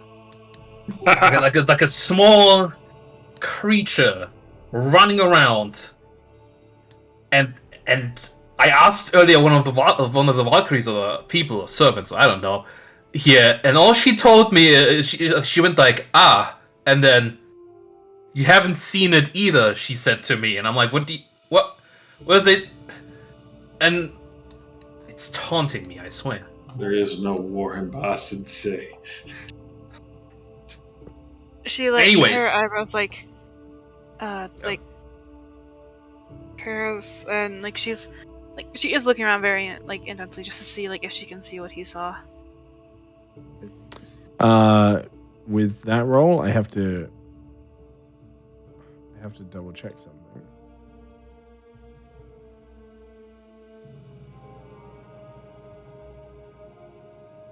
No. You see nothing. As far as you're aware, I think maybe the captain's losing it a little bit. You haven't seen anything like that since your time being here. Like everybody here is pretty straight up. It's like a small sort of black creature with like a white mask. I just see it in the on the side occasionally, and, like running past windows, and like I swear it's just taunting me now. Like it's just. Anyways. Sorry, Captain. I haven't seen anything like that.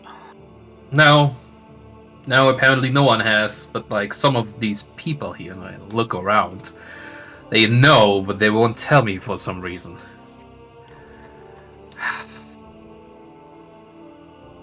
Well, anyways. She thinks around and then just kind of messages him. Watcher also didn't come out of his room after he was done with his conversation. Well, didn't come out of the room after he was on this conversation. Huh. Alright. Hirger Okay. said after a bit of talking with him, Hirger, she at least let out that that he has his own task that he's going about. His name. But you wouldn't believe it, but I just saw it again behind you, like way over there. Anyways, I think I'm just gonna have my interview and just like maybe Hirga knows something, or maybe she's just gonna tell me you didn't see it either, and be like all snarky and cheeky and whatnot. Okay. Or maybe. Wait, no, I was gonna say maybe I got hit too hard by the guy outside, but I already saw it before that happened. So yes, that okay, can't be it. What is you? So you were in fight outside. You were. Oh yeah, no, there was just a person. Walk right talking. There was just a person, outside. I was just enjoying the weather, hanging out, and then he just started shouting at me, and then wanted to fight. And before we even could like set up any rules, he just started swinging at me. And then when I killed him, he just poofed into light, and then was gone. So yeah, that happened. Anyways, I'm gonna have an interview now, so. Alright. She kind of like salutes him as he Okay. turns around, and then that happens. Hello there. You're not looking so healthy. Oh, had a scuffle outside with one of your people. Which He just kind of started shouting at me and then wanted to fight and then just started swinging. Well, now you are truly at home then. I mean, I guess so. Is he gonna be alright? He just kind of exploded into light and then disappeared? Is that normal? Yes. Okay, good. That is how all people die here. No. Hold on. I assume there's a healing. I just kind of assumed before I made the sound first before I knew it was healing or like she killed me. She says yes. And there's a slight smirk as she then just closes her eyes, raises her hand, and just quite intimately, without any sort of consent, just rests her hand on your chest. And you feel the warmth radiating through her hand as you begin to heal up. Well, appreciate it.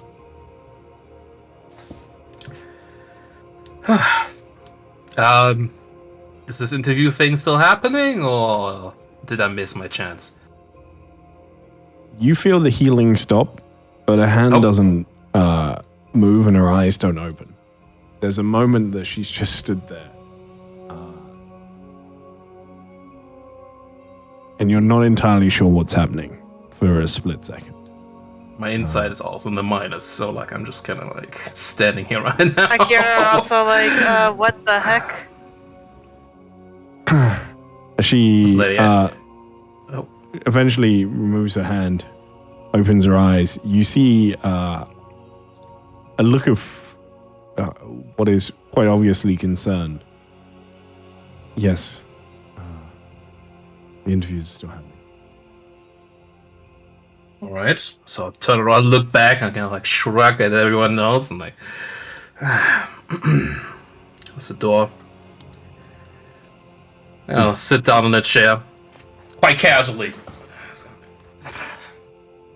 Take a seat. And we'll begin to talk after the break. Hey! All right, let's do 10 minutes, and we will be we'll get this crack-a-lacking. All right, to our lovely people, welcome in Renexia. Bad timing. I'm so sorry. We will continue this in 10 minutes' time. Until then, have a wonderful time. I'm going to play some adverts. As a reminder to everyone, tomorrow we'll be doing some streaming. We're going to play King of the Castle. Woohoo! It is a game that Mel suggested for me, but you can all play too. I don't know what the game is yet. I don't really understand how it works, but it's Twitch integrated. So, I think I play as a king, and you'll be nobles and try and screw me over. I think is the gist of the game, but I haven't really. Yeah, basically. There's more detail to it, but kind of, yes. Yeah, that's kind of what I have seen so far. And then also big announcement. There will be far more of this to follow tomorrow. I'm going to do a proper big announcement once I've figured out the details. But I need some more time to do this tomorrow. But the big mega stream will be on the 29th. That is right. Saturday the 29th, starting at 1 p.m. or just after 1:30 p.m. European time. That is +1. So for those of us in Spain or, I don't know, like Germany or the Netherlands or Norway, that is 1:30 p.m. For those of you that are over in the States, that's earlier. But you've got like 6 time zones. So whatever that is. Make sure you're in the Discord because there will be like time-stamped times for all of it, of course. But yeah, 6. There we go. If you're in same as Ark, it's 6. 6 time zones. You do have 6 time zones, don't you? Or was that 6 o'clock or 6 time zones? I'm so confused. 10 to 12 time zones? A lot of time zones. All right. Thank you, lovely people. I'm going to run an advert. You probably aren't going to actually have to watch it. So there we go. Oh, I just meant the US has like 6 different time zones. So you've got like Mountain, Central, Pacific, and then you've got like 4 across the mainland, and I think Hawaii and Alaska have their own as well. Anyway, we'll be right back.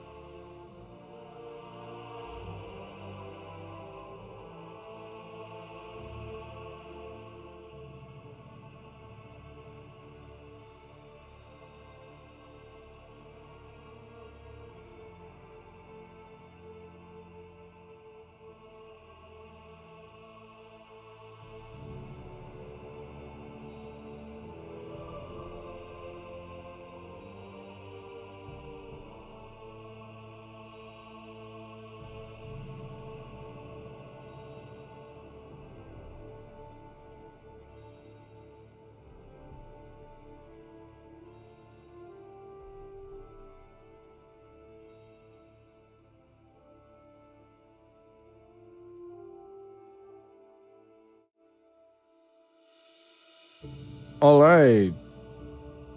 Oh, that's the wrong screen. Hello, everybody. Welcome back.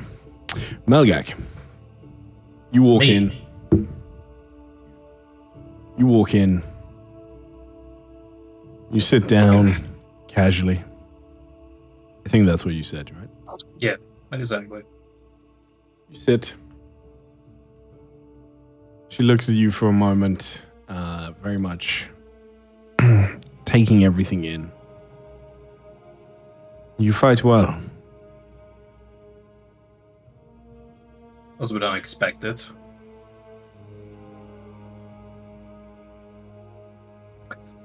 You mean the fight outside or the fight we had?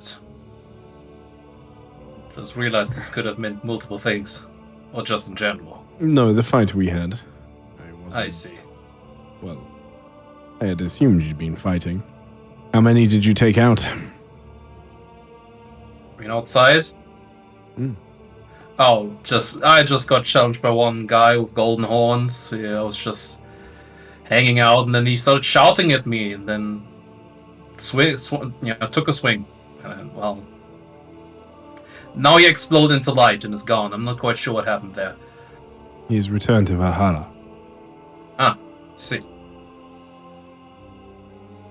He may return here at some point. Shall see. Valhalla, its walls are not the best maintained anymore.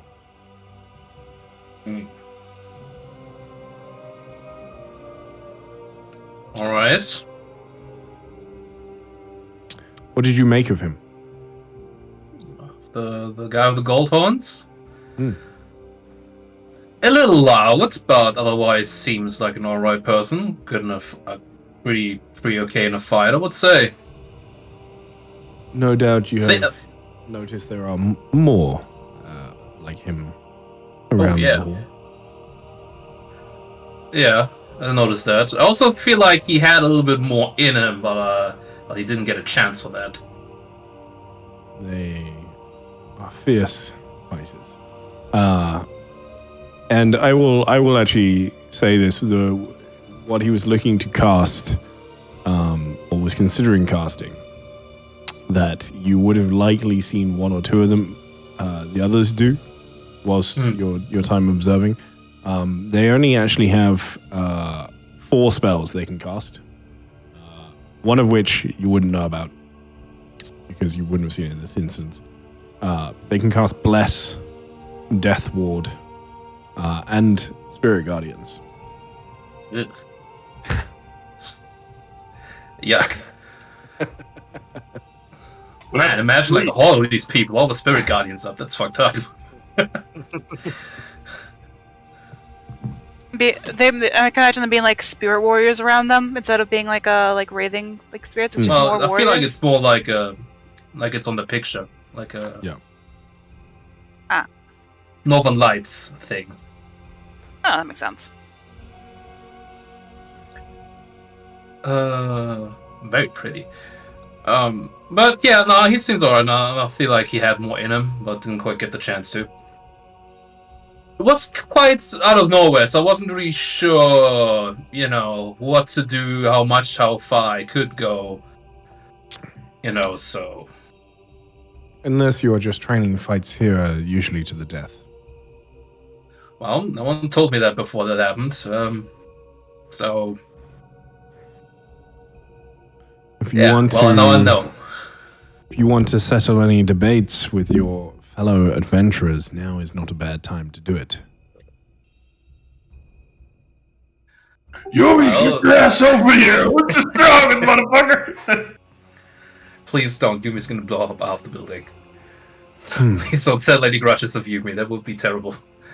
No, I think I'm good. I have no... I mean, besides Stratos being a little bit... selfish with her money, I won't have any much issue with anybody else.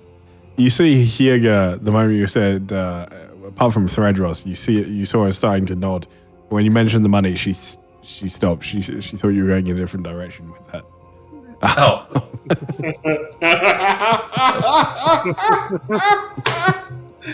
We all have our different opinions.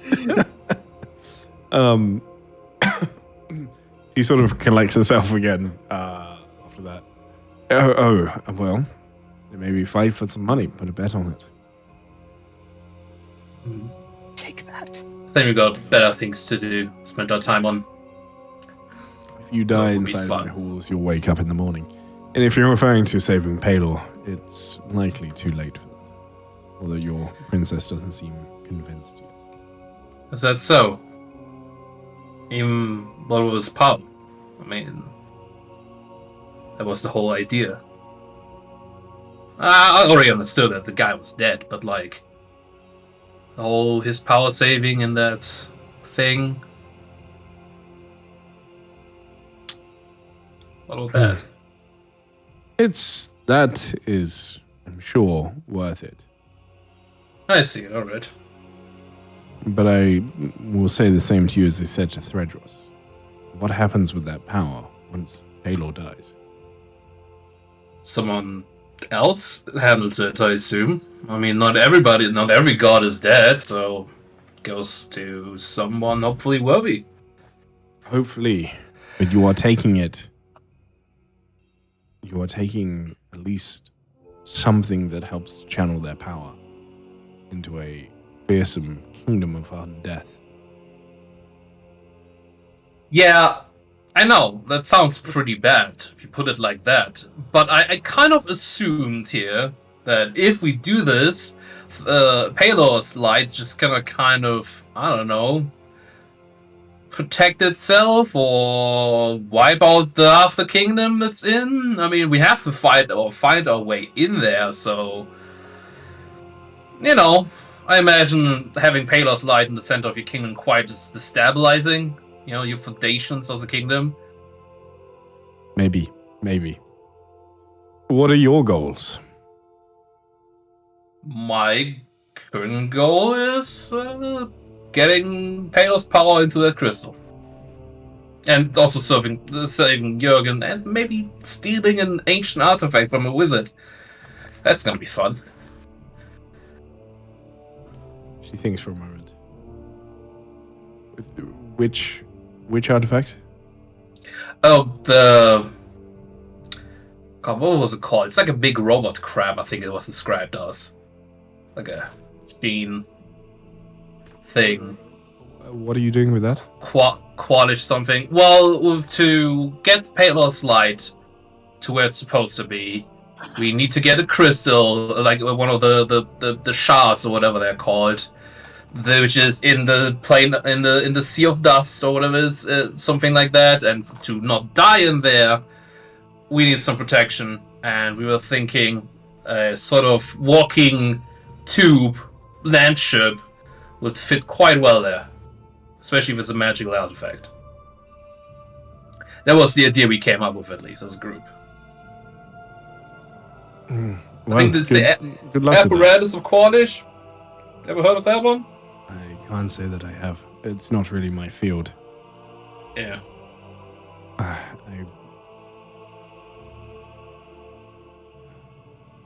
buried the dead. Those that deserve it, anyway. It sounds like you have a lot of work to be getting on with. Yes, kind of always has been just very little breaks recently.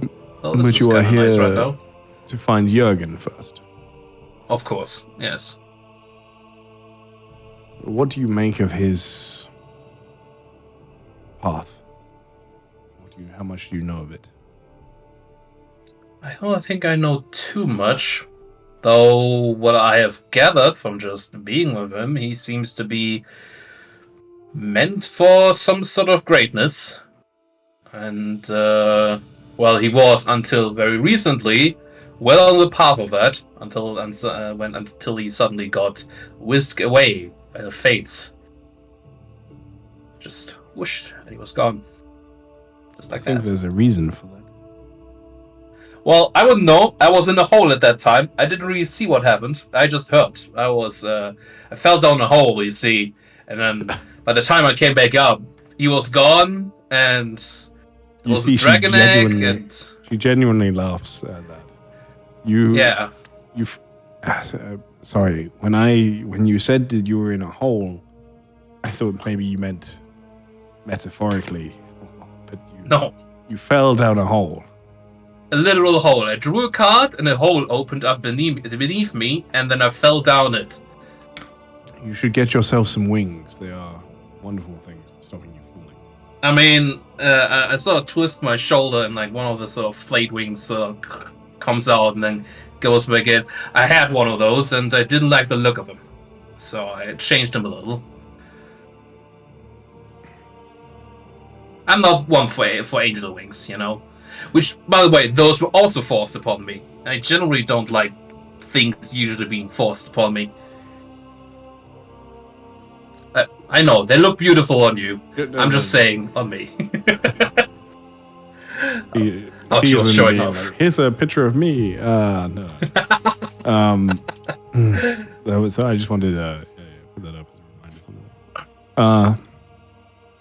She nods a little as this is happening. Well.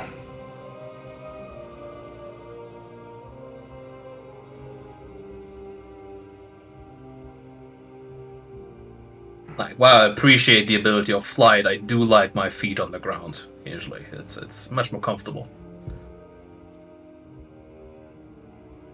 She nods a little, deep in thought. I was really more when I was asking you about your goals, not your immediate tasks, but rather your ambitions. Oh.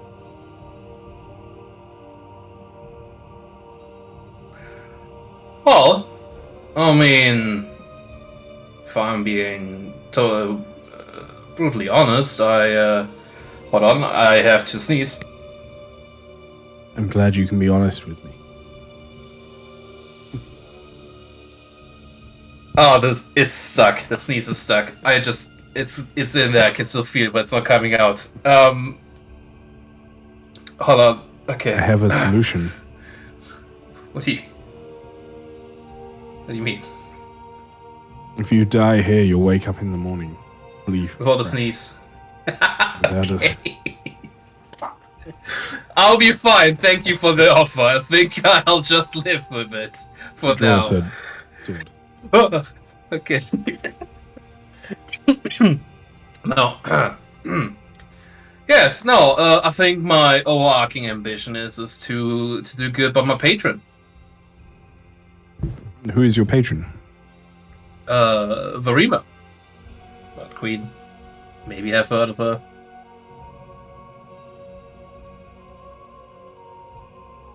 Give me 2 seconds.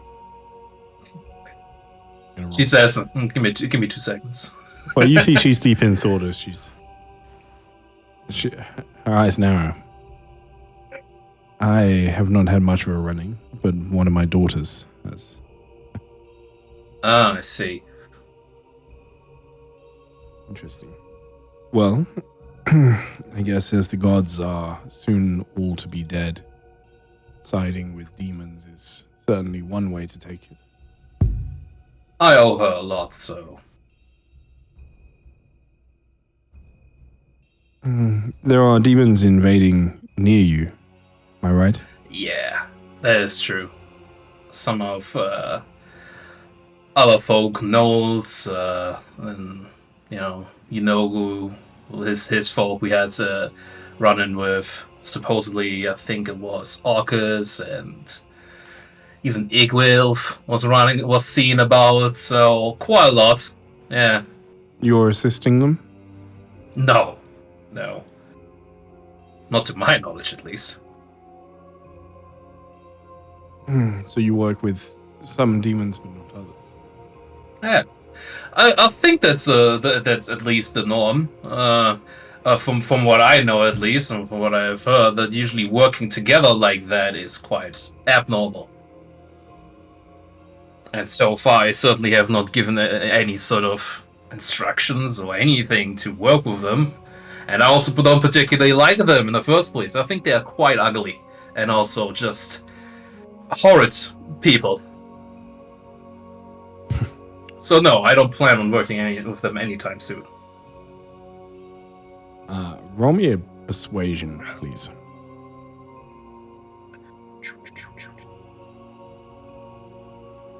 Bada bing. Ah, wow, look at that. Roll the same number. Look at us. There's a moment you sort of look at each other. And she's very clearly trying to gauge, whether you speak truly that you would not. I have a favor to ask you. Shoot. Jurgen walks a path back towards that will help to re-establish the Norse pantheon. All right. There may be others. You may encounter others that follow a similar path.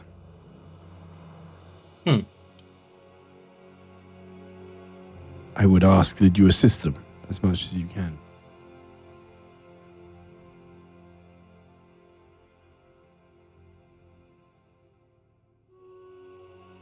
Any more details what they look like, or I will just maybe run into some, and I just have to figure it out? I do not know who they are yet. I suspect one or two among your party may be interested or follow a similar role, but it's too early to tell yet. This will be a long process. There are still many gods dying and many left to hunt.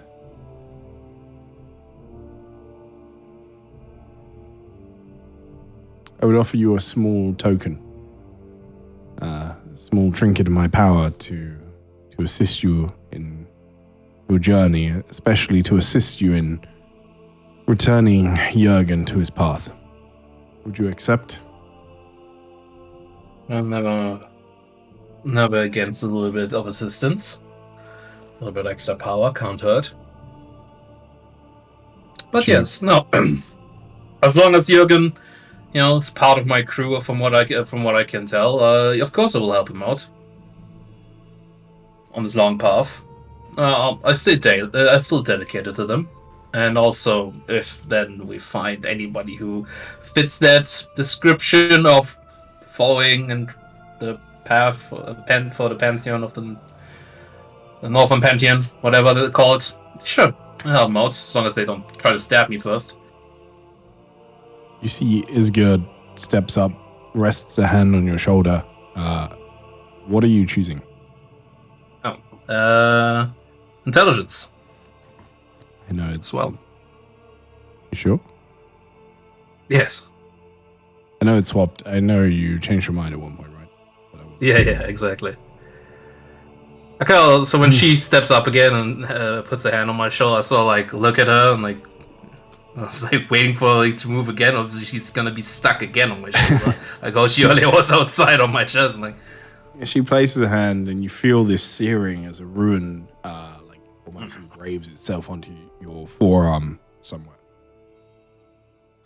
And she just looks at you. There's just a quick moment of eye contact before she steps back and takes a seat on the bed once more.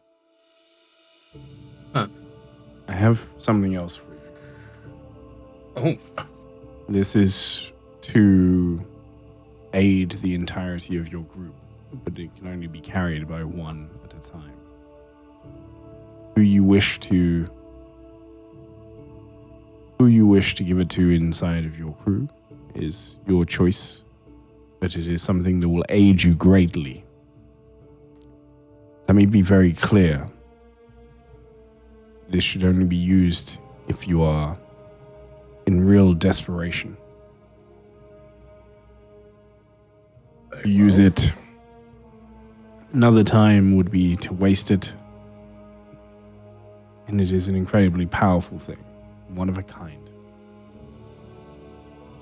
And she reaches into this chest and you see her pull out a gleaming, huge golden horn inscribed with runes and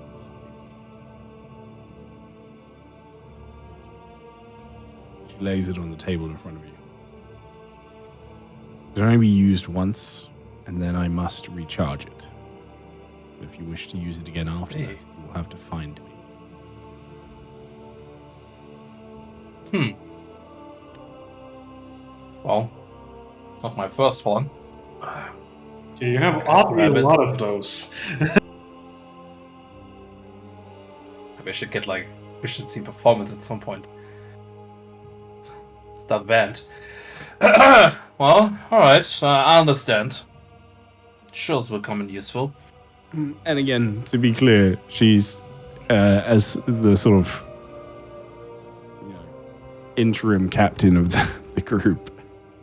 She's giving this to you, but anybody in the group can use it. There is a limitation on who can use it, but anybody inside the group is fine. If you give it to a random commoner and they try to blow it, bad things might happen. Yeah. Okay. They turn inside out when they try to blow on it. But for you, it's for anybody inside the group. It should be fine. She would just simply say, she mentioned that when you blow it, be sure. Let there not be any doubt or hesitation in your action. It will not be... There needs to be strength when the horn is blown. There is not. Could be dangerous. But upon blowing it, more of the warriors that you see here will come to your aid.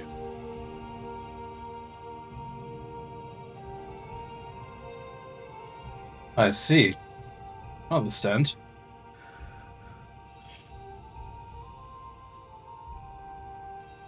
Alright, well... Any other questions? We need to talk about where you go next. You need to head to the library. It's not an easy place to get in.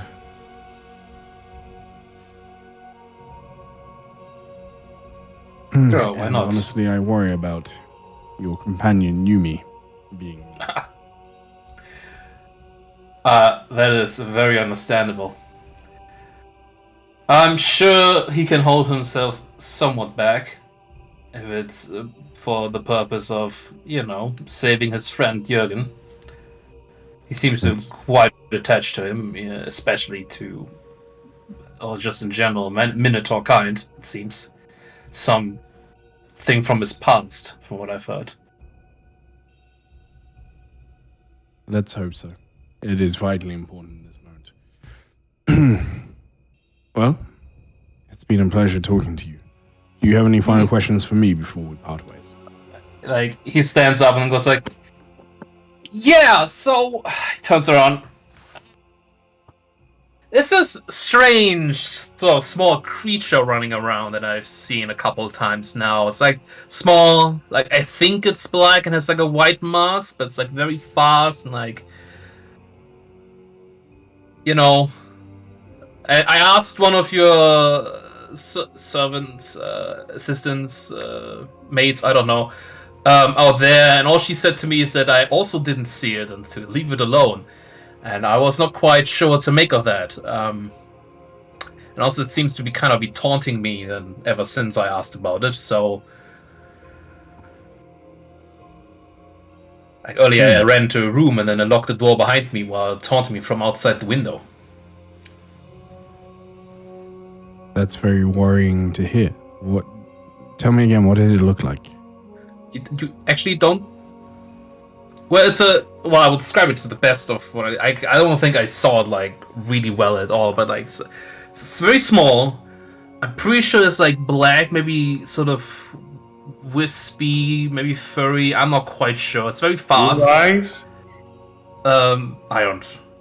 No, I don't. I'm not quite sure. But it had a white mask. Yeah, that tracks. Huh. And apparently one of your servants at least knows of it, because she seemed very sort of intent on me sort of forgetting about it. If they knew about it, they would tell me. If they knew about it, then I would know about it too. Yeah, that's why I'm worried why you don't. Leave this with me. This could be a bad omen. Alright. Just keep your wits about you. Be prepared. Sadly, I picked up not wisdom, intelligence instead. So, it's gonna be difficult. Alright, yeah. Well, I'm glad you believe me at least, because I felt like I was a little bit losing it, because seemingly no one else has been seeing it, except for that one woman. Okay, roll me an insight, please. They're all in on this. Son of a bitch. You can't do this, sweetheart. She seems very concerned about this. You can't do this to me. This is... Alright. I'm glad it's with you then. Oh wow, closed. That didn't. Alright, just slammed the door by me. Okay. Get the fuck out. You see, she's in deep look at concentration since learning about whatever this is. If I stay for a moment, I'm gonna hear laughter behind the door, and I'm like, "This fucking idiot." She seems genuinely concerned. Okay. Well, I'm gonna go out the room. Right. I'm looking around already first for the fucking creature. Like, okay, let's see it right now. But, alright, well, I'm out. That was it. I think next episode, like, have a group talk.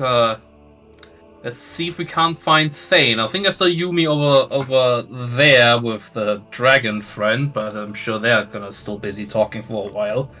Yeah, they seem deep in conversation. Very busy. Huh? You went somewhere. I can't remember where he went. Thane? Oh, Thane said he was going to cook something.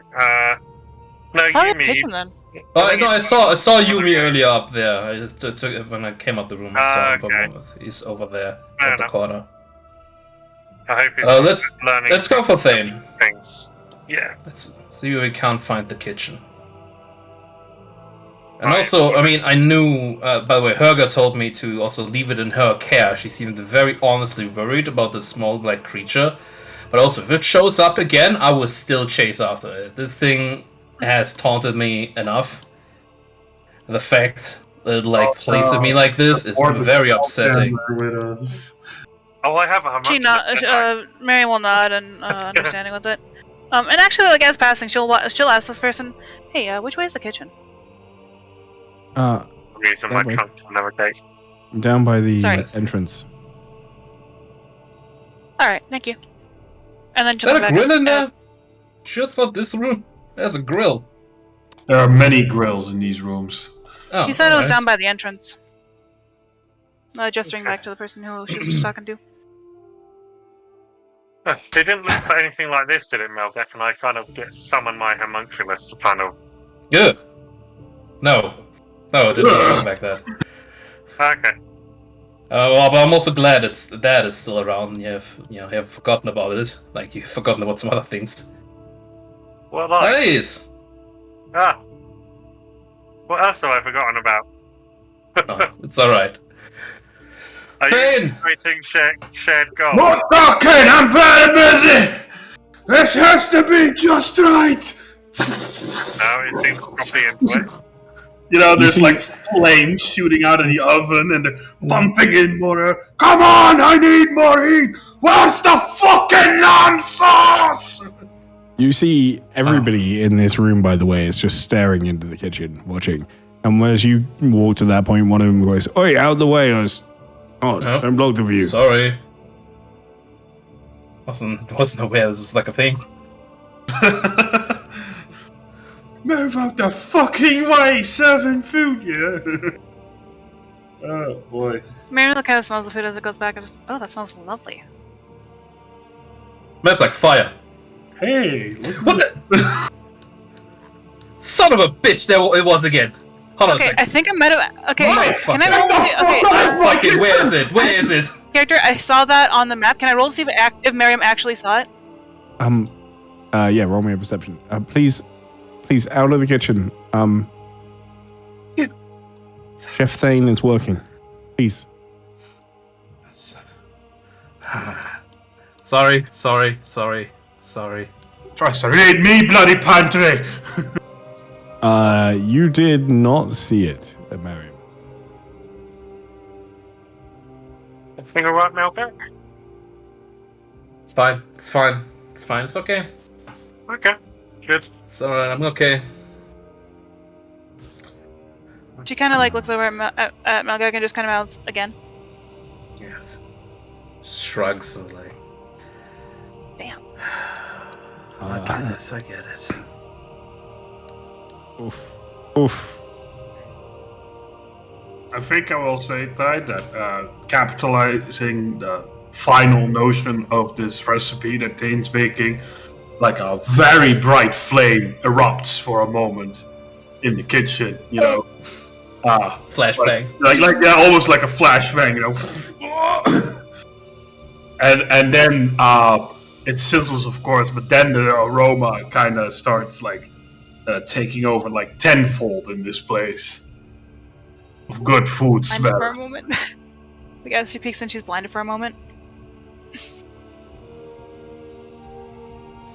All right.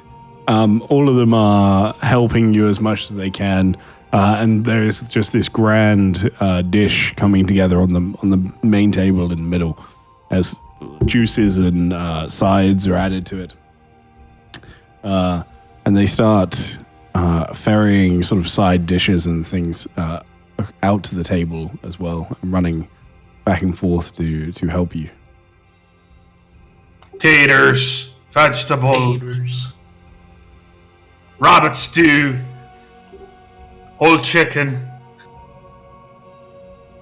You know, the whole 9 yards is coming out here until finally the Phoenix flambe, or the Phoenix feather flambe, has been completed, and even Fane like has to take a moment to like stare at his masterpiece as an artist. You know, when they finally created a great work, he like sits down, tired, sweat on his forehead, having to like remove his glasses and clean them off from all the fog condensing on from himself. You know, and then the bay leaf over it, and it's done. Aye.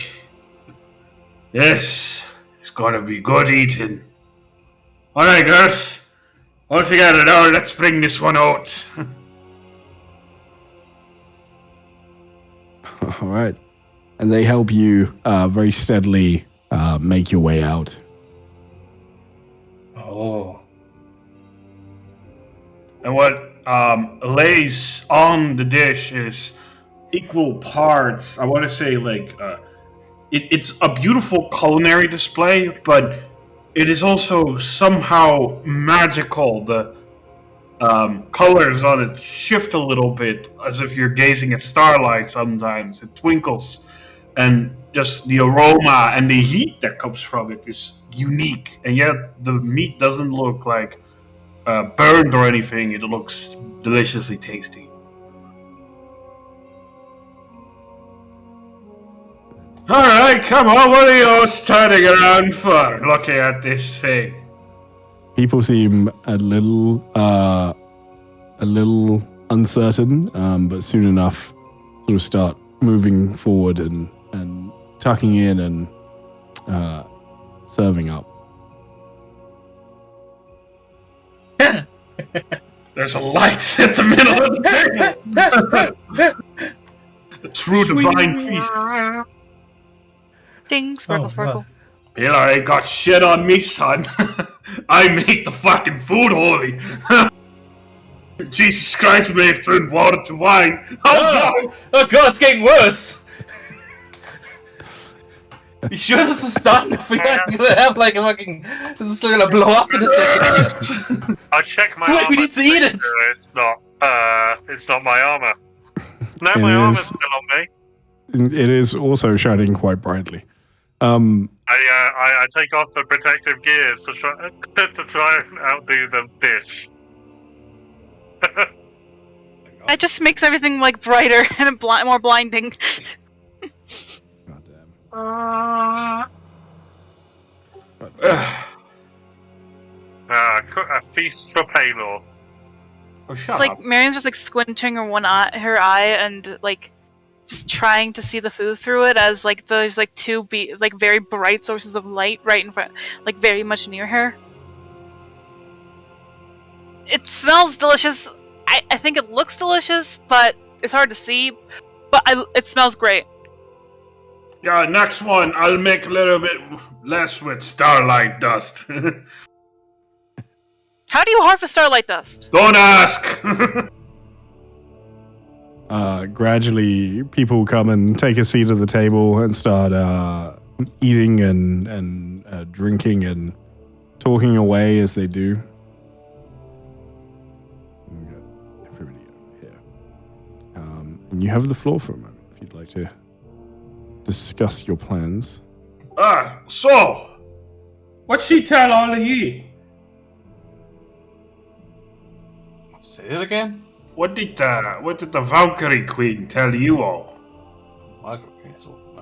Well, no, it's just a little bit of question about, me, ambitions, yada yada. And then, she asked what we're gonna do. I guess the actual next step will be checking out that library, which will help us in our goal to get Jürgen, from what I understand. Then we get Jürgen, and then we make a quick stop at Qualish, which I think we can do rather quickly because we have the whole teleportation circle thing. Like, straight to him. So that might be a thing, at least we have that, or maybe we have something else. Or either way, he might be still very close, so we should be doing that rather quickly.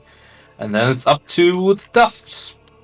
Well, it all depends on what that thing is, because like I said, if that temple was completely buried, we might need explosives to blast our way in, since digging is going to be difficult out there in the sea of dust. I'm sure we can come up with something.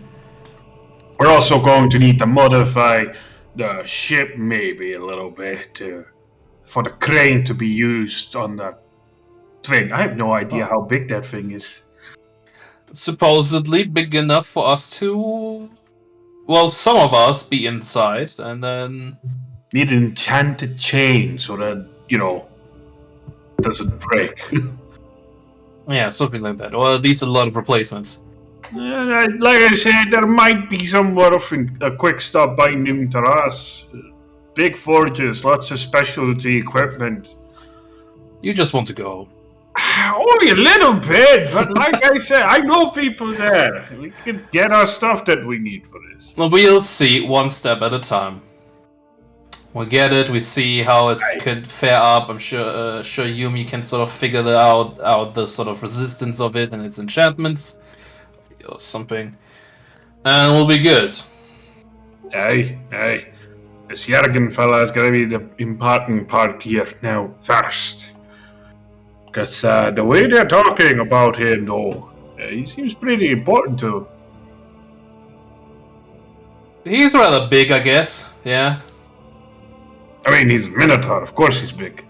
Yo, even for a Minotaur, I would say he's pretty big. Well, anything that the Valkyrie Queen said to you, Miriam? It was just, we talked a lot about what the Norse Pantheon used to be like with, and it was full of people who were strong and didn't have doubt, and she said that she sensed a lot of doubt in me. Oh. I mean, I think you make good decisions, but you do seem to ponder them a while longer than maybe you should have to. Sometimes it's good to be doubtful. At times you might want to leap.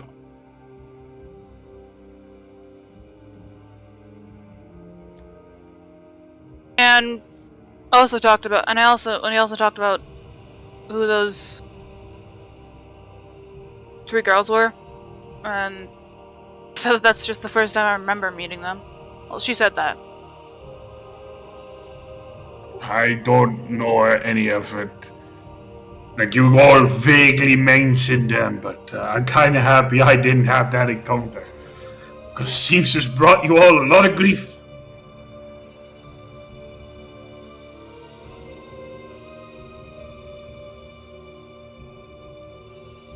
Anyway, what about you, Tedros?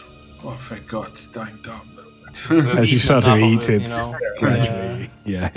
But you know, some people have eaten a little bit too much, so whenever they talk, you see like light coming from their mouth, you know? Do you just see their belly glowing through their armor? Yeah.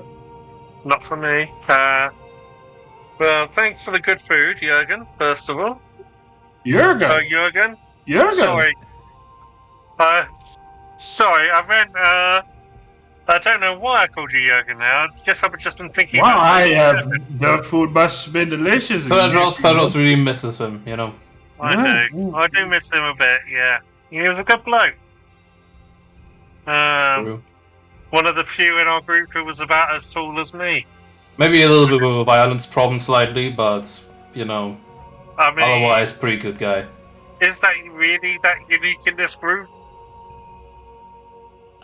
Sort of. We have a violence problem.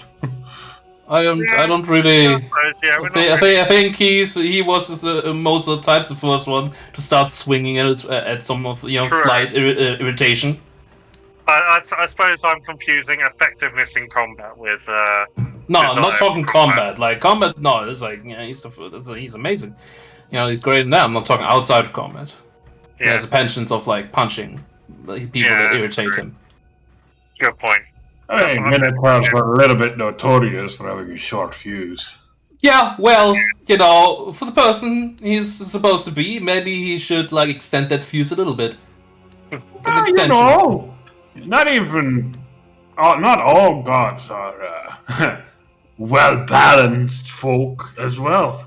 Well, Thane, I don't think you can talk much about him because you've never met the guy. So, you know, I'm just maybe trying Thane, to be devil's advocate here, okay? I haven't met the guy, so, you know, maybe he's not as bad as you claim to be. I'm not saying he's bad. I'm just saying, you know, sometimes when he's pranked, he immediately answers with violence, which I think is a little bit overkill for a slight funny prank. What kind of prank can you put on him? Well, you know, make him wake up on the roof. Like, it's pretty funny. To be fair, he did used to pretty much be effectively dead when he was asleep, so...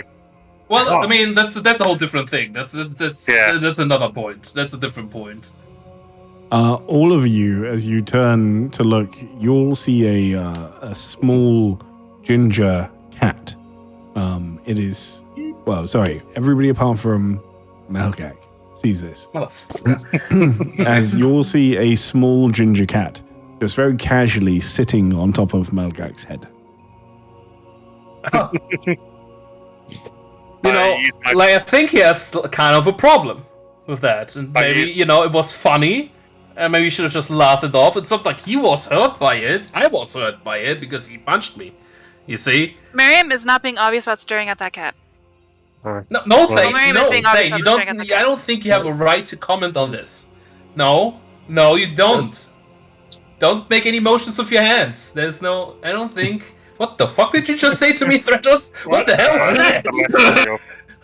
You see Thredros' trunk just coming towards you.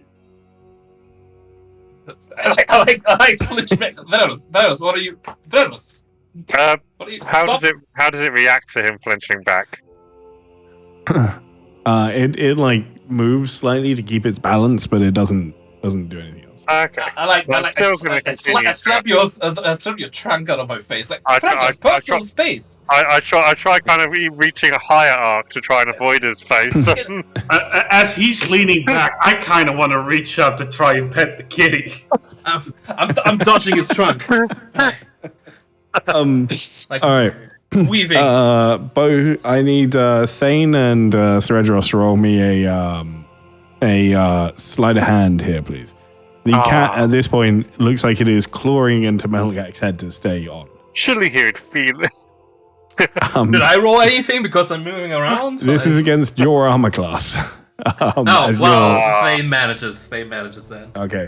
Yeah, you're too worried about like Thredros, and as you lean back, Thane, your hand goes straight through the cat as it dissipates, and you just end up patting Melgak on the head. Melgak's hair. Okay, something.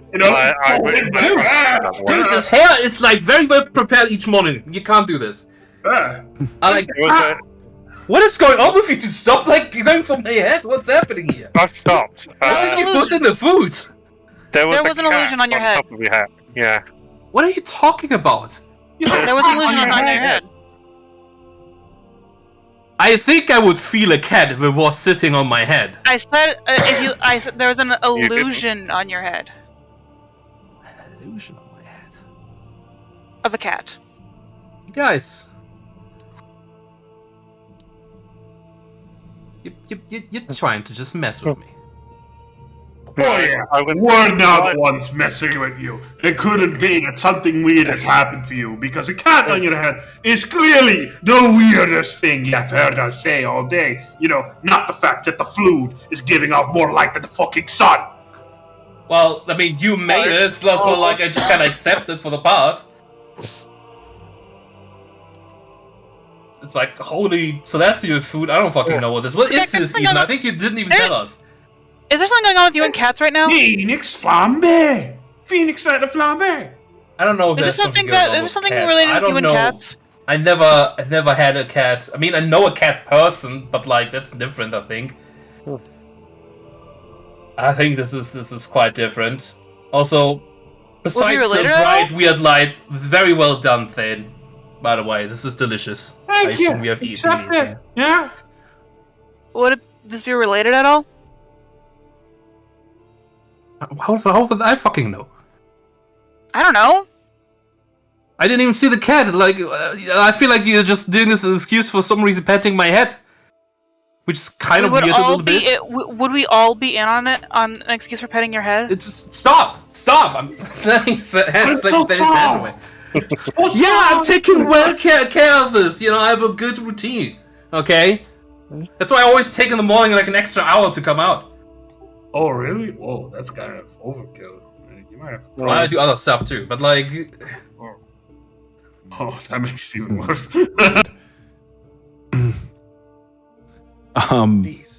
Please, everybody, roll me 2d10. Who? Everybody. Whopping 4.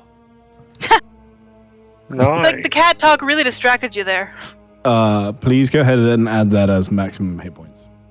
Hey! Got to a nice even number, 150. Let's go. Are these permanent max hit points, or they're just 24 hours. If you hit the little settings button next, all right. If you hit the little settings button next to you configure hit points, there is a temp max HP thing you can do. Yeah, no, I see it. Max. I've already done it. Apologies. Temporary max. Oh, nice. There's also a short rest, maybe? Yeah, you're welcome to take a short rest. Hell yeah. You're pretty welcome to take short rests at any time during this, whilst you're in here, basically. Also healing up that much so that I'm at full health. I've been not resting much recently. I got into a fight and then I've been chasing shadows and then it wasn't a conversation, like, you know, so like, I don't think I have been that much resting. Yeah. There you go. HP up, okay, well, get my And if I got one more, I'd be at an even 150. Yeah, this fucking shadow thing to show up again. Oh shit! Oh man, I just remembered, just in case. Oh damn. Earlier during combat I cast a bunch of spells and I completely forgot about rolling my d20s for this one. Oh thank god, nothing happened. Nothing would have happened, just in case I checked. So I learned one thing for making this recipe. The recipe in the book is not completely accurate. I'm gonna make my own recipe book. I'm gonna write in all the best things in the world. And when I'm done with like the whole demon thing with y'all, and your salt marsh is safe and all that jazz, and Oh, my contract fulfilled. I'm gonna go up to Dumtras. I'm gonna open my own restaurant. You know, that's a good ambition to have. That sounds nice. Hey. For the meantime, though, I'm gonna keep collecting them books with more cooking things in there. Make the best recipe book in the entire material plane. Maybe even the outer material plane. Who knows? All the planes! That's very nice. Yes, good meal. Well done. Yes. Oh, I really like the cook, too. Can't wait to be able to visit it. We can't wait to be able to visit the restaurant. Yeah, well, it's gonna be a while, of course. But, for 4 years, a while, it's a short period of time.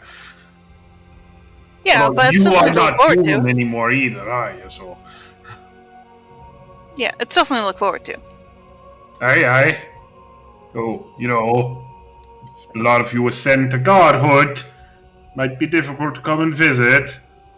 But, maybe if I die, I open one in the afterlife, and then you can come over there. Hey, even if I become, even if I do ascend, I'll also make the effort. That's nice to hear. Wow, you really need to admit, though, this Starlight stuff is funky. The colors I'm seeing are weirding me out. dude, that's probably why you guys saw a cat on my head. Like, let's be serious.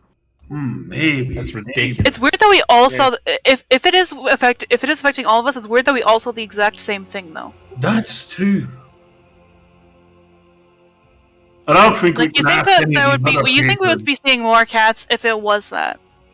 Or you guys are just kind of like, bad at jokes and wanted to just pat my head on it for some reason. It sounds weird. Yeah, but Thane, I swear. Leave my hair alone. Thank you. I'm going to pat it in your... What I'm betting is Yumi isn't here. I bet you he did it. He did something. No, I think Yumi. I'm pretty sure Yumi has better things to do than fucking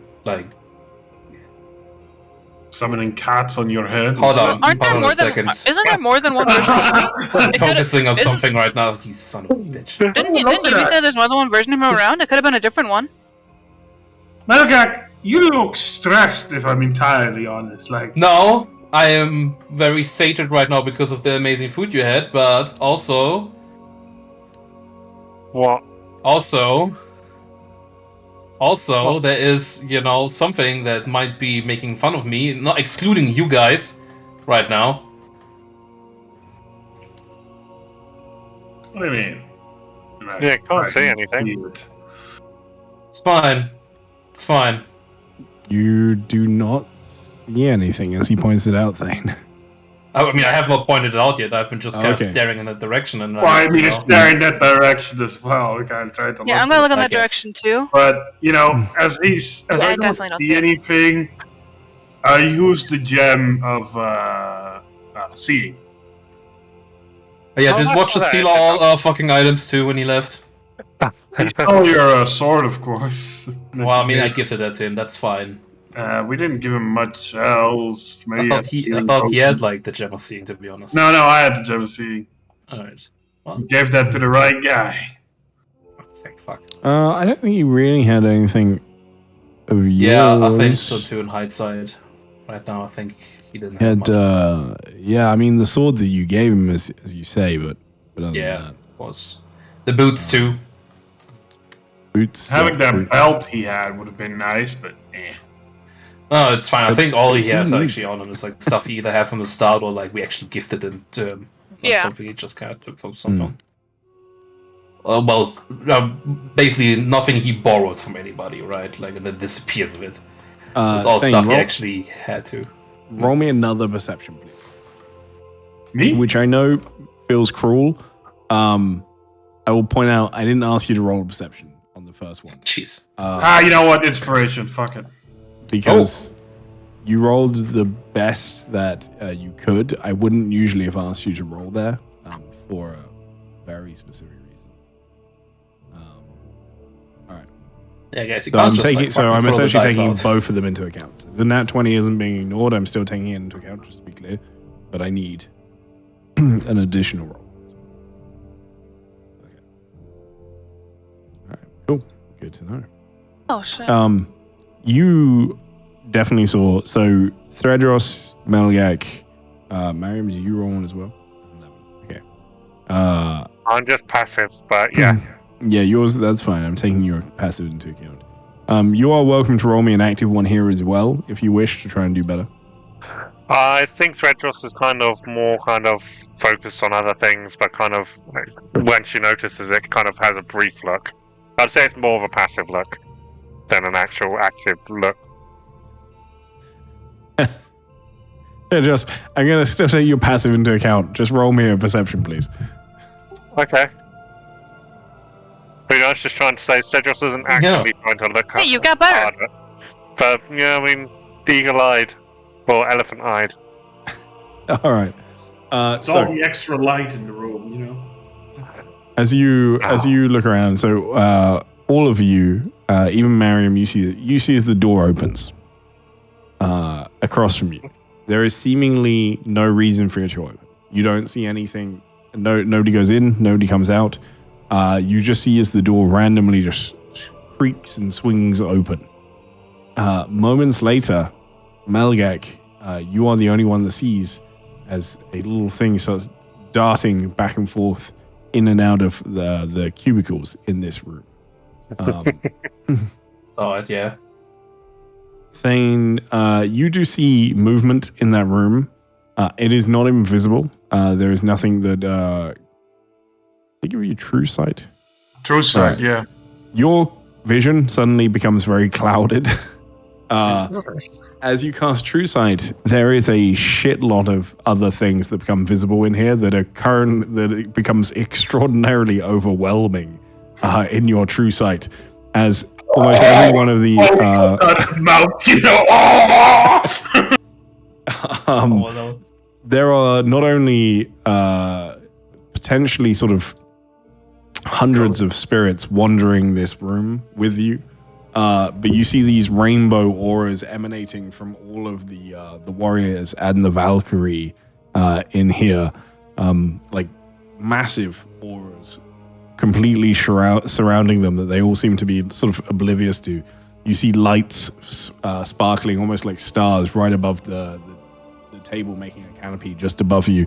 You see thousands of lights twinkling, and you see what appear to be small, like skulled creatures running around all around the floor and sort of jumping and climbing around the building. Like Fane is finding out that he might be slightly epileptic, and he just starts switching in his seat there as all the lights bombard. Fane, are you alright? Wide open. And he's like biting down. I assume I'm not fast enough to do anything when I see it, huh? What are you wanting to do? Cast Hold Monster on it. It is being very, very quick. Yeah, that's yes. Yeah. It's fine. I don't. Right. I'm okay. Not with Thane being next to you doing that. You don't help right now, Thane. You're not helping. I could see all the... It's fine, just die. You're gonna wake up anyways. It's okay. Edgar told me it's okay. You can just die. Just give up. Just let go. You know, I'm half expecting that Tate's fucking head just flows up at this point. Miriam is just kind of taking his shoulders and just suddenly trying to keep him from both falling, but also make it and trying to keep him from hurting himself basically while he's seizing. Is that fucking poltergeist? What is happening here? What is this? Be happy that you were knocked out when you were sleeping here. Can you imagine the horror this thing will inflict if you were trying to sleep? Oh god. All right. How long does this fucking thing last again? Oh, for fucking 10 minutes. Great. Maybe it's quicker to just. I am just Eventually, I try just like covering his eyes, see if that helps.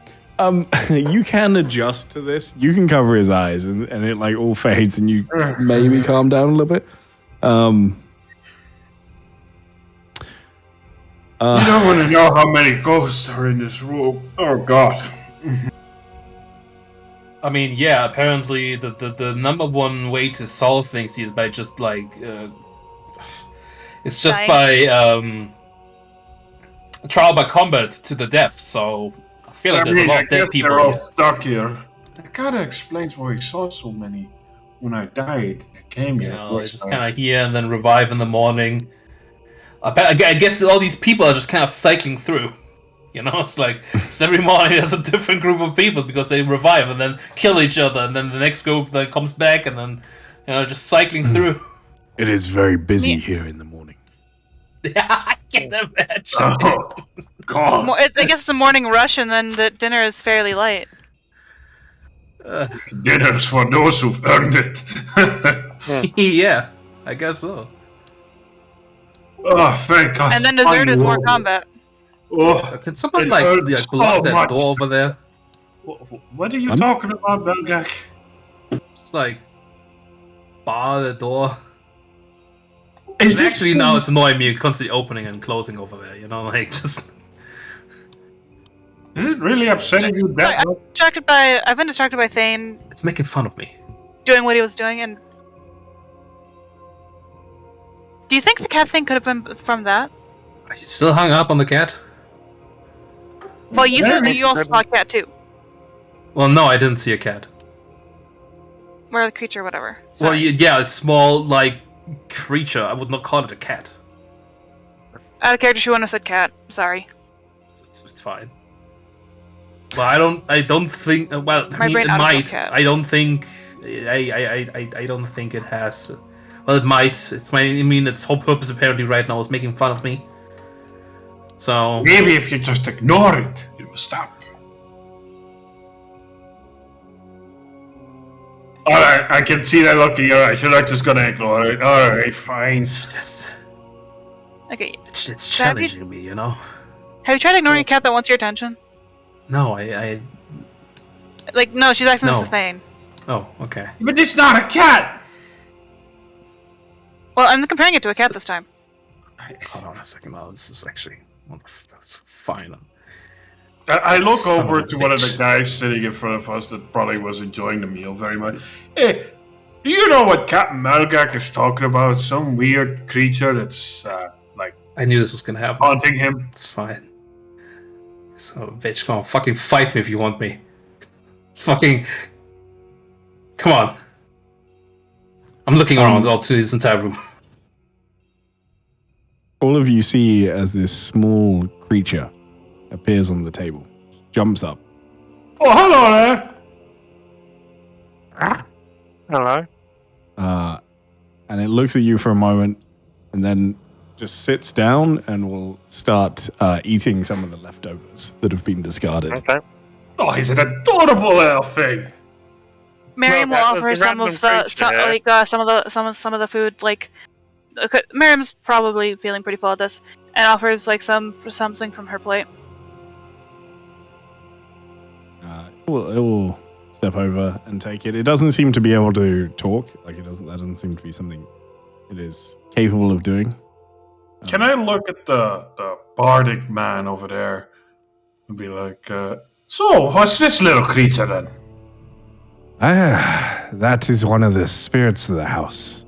Mischievous little things often, but they are protectors of the area.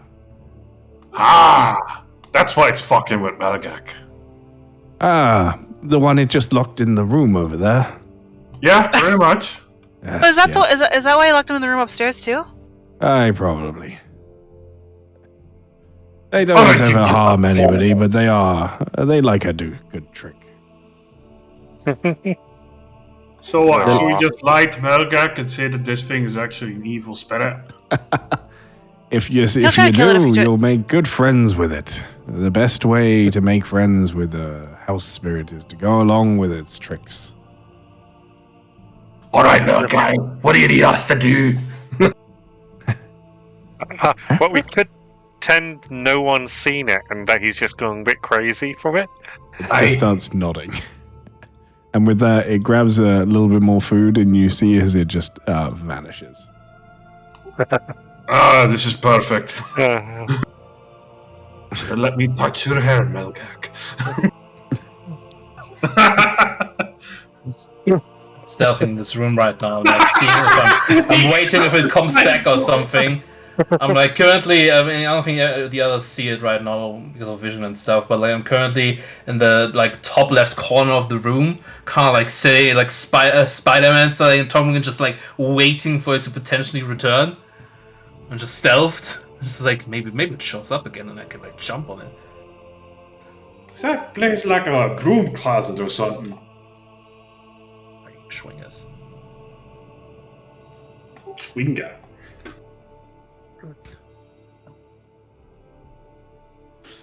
I'm gonna be in here for like a couple of minutes. Mm-hmm. 2 years later. Forgotten. Some time passes. How long do you? Just like maybe max like 3 to 5 minutes or some shit. All right. We'll say. Yeah, we're probably just like having like a drink while we wait for Melgak to come out of the bathroom. You continue your conversations out there. That's fine. I mean, funny enough, this is a bathroom, so like this is actually very fitting. Exactly. As you try the door again, it is now unlocked. Yeah. Checking the other rooms, checking the bathrooms, the baths. There's no one in here. Fine.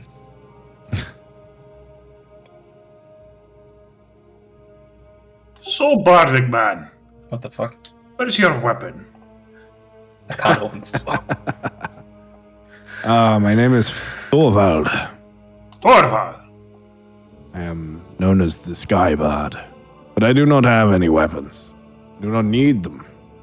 Oh. Are you not the ones that No. make music your weapon? You spoke very fast. What did you say? Sorry. No need to apologize.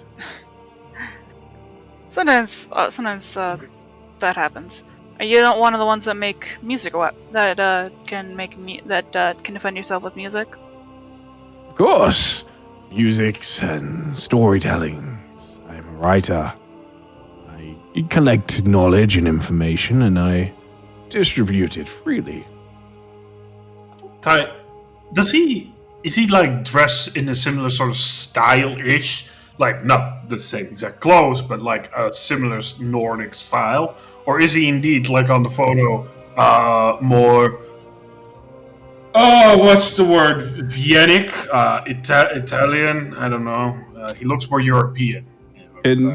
There's a healthy mix. It looks like he's been all over the place. I would say that if you study him for a little bit, which you have time to do so here, he definitely appears to be Norse, just extraordinarily well traveled. So he's picked up trinkets and items of clothing from loads of different cultures, and as I mentioned, absolutely massive individual as well. So this is the holy hall you visit? I visited all the halls when they were still running. A lot of them are gone now. So, Shame. explain that then to me a little bit. Like, does every godlike entity have its own hall in the Norse pantheon? I mean, most of them, yeah. Not all of them, no. Just those that... That door is also not just because you have tried it. I have, and it tells me it's fucking locked. Oh, really? Are you sure you're just not too far away from it? I swear, whatever, it's fine. It's okay. I think you may have just been too far away. Well, I didn't get a message thought saying that you too. tried to open a locked door. So, anyway. Yeah, it was close and it didn't open for some reason. That's fine. I thought maybe you were trying to come out, so I just wanted you to be free. But he's continuing this. A lot of them did, but that's just personal preference. They like to be able to host and have people eat and drink. It doesn't exactly come with a job title, but when you've got plenty of time, money, and friends, well, you make a feasting hall. It's just what you do. But all the spirits I see, they are allowed as well to walk between halls, when they were, of course, still there. Of course, well, they pretty much do as they please. So, this is an afterlife, but it is basically, how do you call that? It's another stepping off point from your afterlife. What you have to keep in mind is whose hall you're at. This is Jäger's hall. Mm-hmm. He is one of the finest Valkyries you'll ever meet. The shepherd of the dead. All right, then I know. I understand. So here the dead can continuously die and come back. Aye. But in another hall, death is final. Depending on the hall, but they all have different rules. That's confusing. And very much so. With the vanquishing of the Norse Pantheon, a lot of these halls have just plain out vanished, or are they just in disrepair? Some of them still stand, mostly untouched. You could walk in and it looked like the feast had just been abandoned. Some of them have been destroyed, some of them have fallen into disrepair. There are halls all over the place. Just in various states of disarray, much as the other gods of the world know. If we were to go into one that looked like it was just abandoned and otherwise untouched, would the rules still apply there, or would it just be abandoned? Well, it depends what the rules are, but mostly just abandoned. And then all these spirits, this hall, is this the afterlife for them? Or are they waiting for another step? I got the feeling there was more than this hall alone. Like, not the other halls excluding, but I think I've heard a few people say something Valhalla. Valhalla. It is one of the halls, one of the main halls of the Norse. It is, if you are a fine enough warrior, you will go there in death. Yeah. You have to die in an honorable way. And then you will head there to be called upon to fight again. But in the halls of Valhalla, it is like this, but amplified 1,000 times over. They feast and fight every day and every night. Even now? But isn't there there's no one left to call upon them anymore, right? The Valkyries still do their jobs valiantly. They still take the dead there. But it has slowed, and the halls of Valhalla do slowly empty. It is a desperate fight against a falling tide. So, someone is bringing the brave warriors from Valhalla to fight something? Aye. The warriors of Valhalla, and he gestures to Melgak, are being called upon to fight and to help rebuild the Norse Pantheon. And he gestures to Melgak, seeing the horn, which would be of a size that makes it difficult to hide if it is. Yeah. No, I have it on my person. Jäger has lent you her blessing. That horn is one such that can call warriors from Valhalla to come and fight alongside your side. It will call only the best. Below that, scores of them will come running to fight with you. That's quite an ace up the sleeve. The problem is, there are lesser types, but the problem is they cannot be. This one cannot be blown multiple times. You would need to find Hiaga to recharge it for you. Because she, of course, chooses the ones that will answer the call, huh? I figured. In Makes theory, sense. another member of the Norse Pantheon could help with that too, but they're all dead. Well, as dead as gods can be. What's that supposed to mean? Well, their power still it has to go somewhere. So it's all up for the taking now? Well, some of it. But some of them had a plan. Oh? Just tales and rumors. Tales. Well, feasting and getting drunk here. So please, give us some tales and rumors. Who knows? It might help us as well understand more what we're about to embark on. Everybody else is paying attention to this point as well. There is one that stalks in the shadows. So they say. One that was a cruel final twist of the knife. You see, it is said that when the gods began to be hunted, it was the Norse gods that were hunted first, that died first. They were the ones, before any others, that were seen to be a threat. Nobody's sure by what. But in a final twist, some of them came together for vengeance.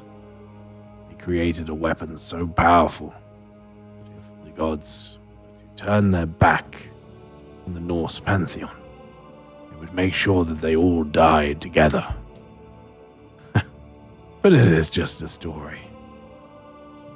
Of course, nobody knows what's hunting the gods. That sounds crazy.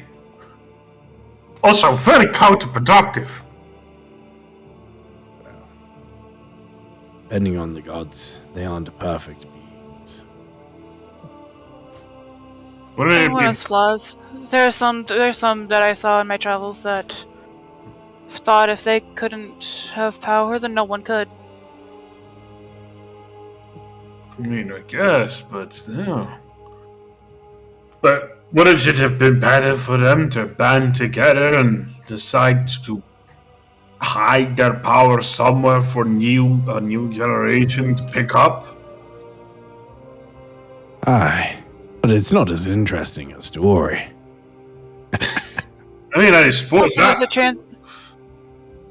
It also gives a chance that those who were trying to kill them could find that and take it instead.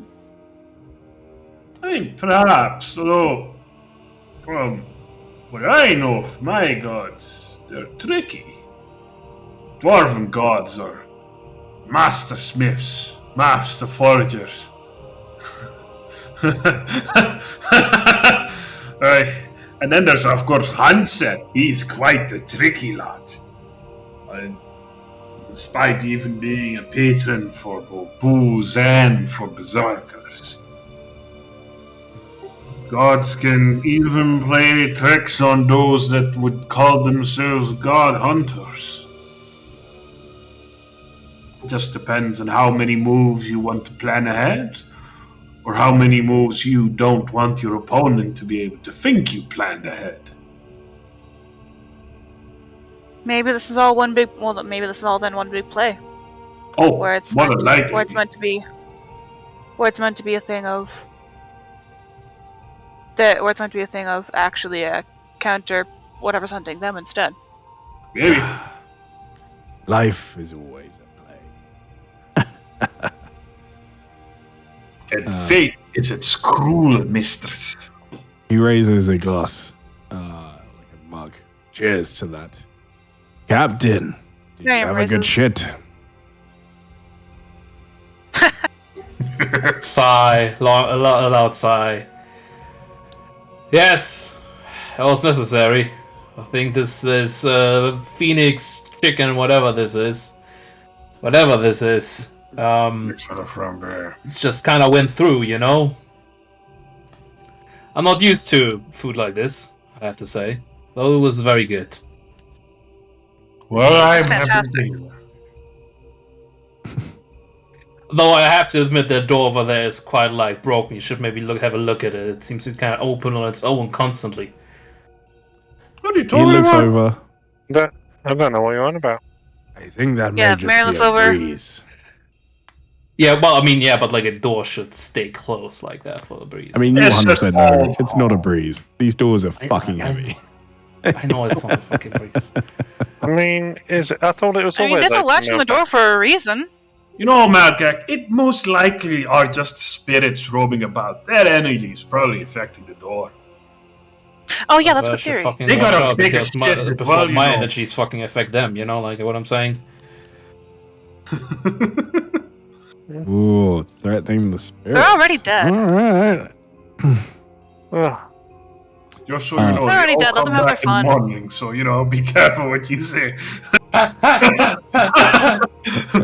you wake up.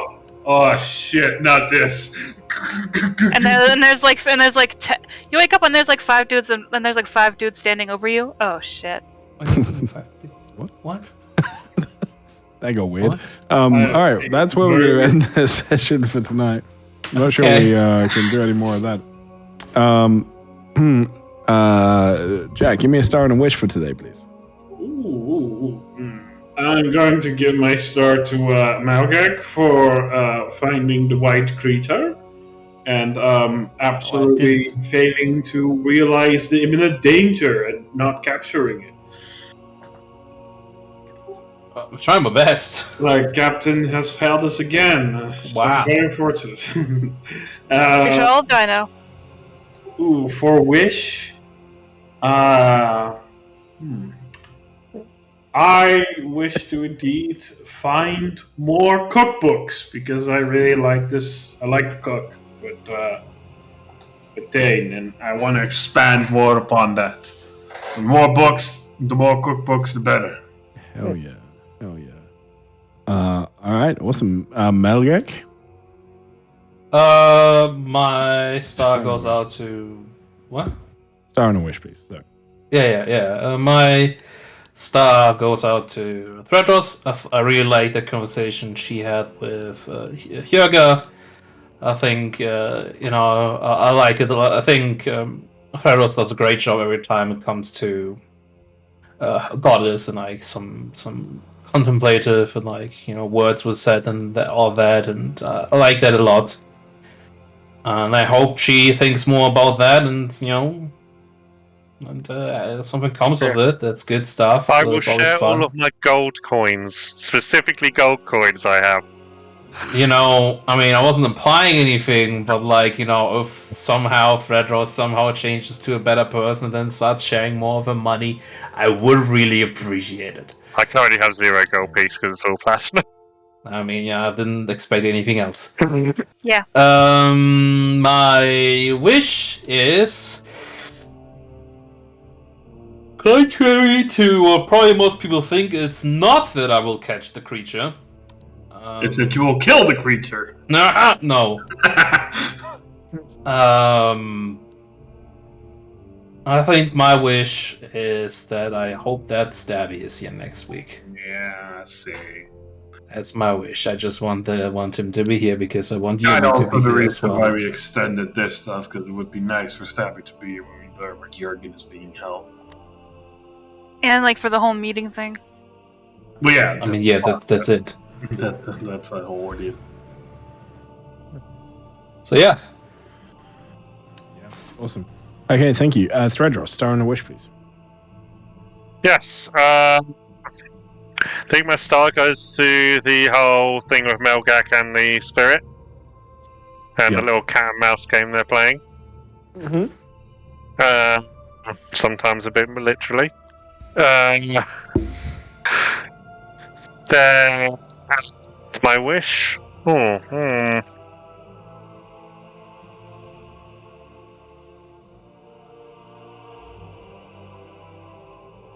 don't really know about wish-wise. Do we have a good session again next week? Alright, nice. Sorry, I couldn't really think of one. No, it's all good, Thank you. Mariam, star and a wish, please. Alright, my star will go to...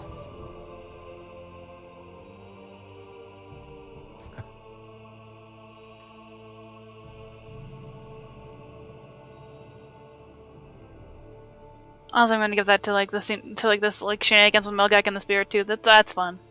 Mm-hmm. Okay, thank you. And what's your wish for next session?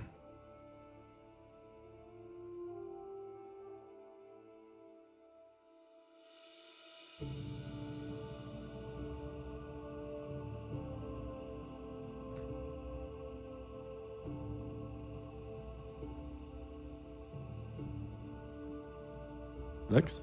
There? Good roleplay. Some good roleplay. Okay. I like roleplay. Sweet. Yeah, also just good session. Yeah. Yeah.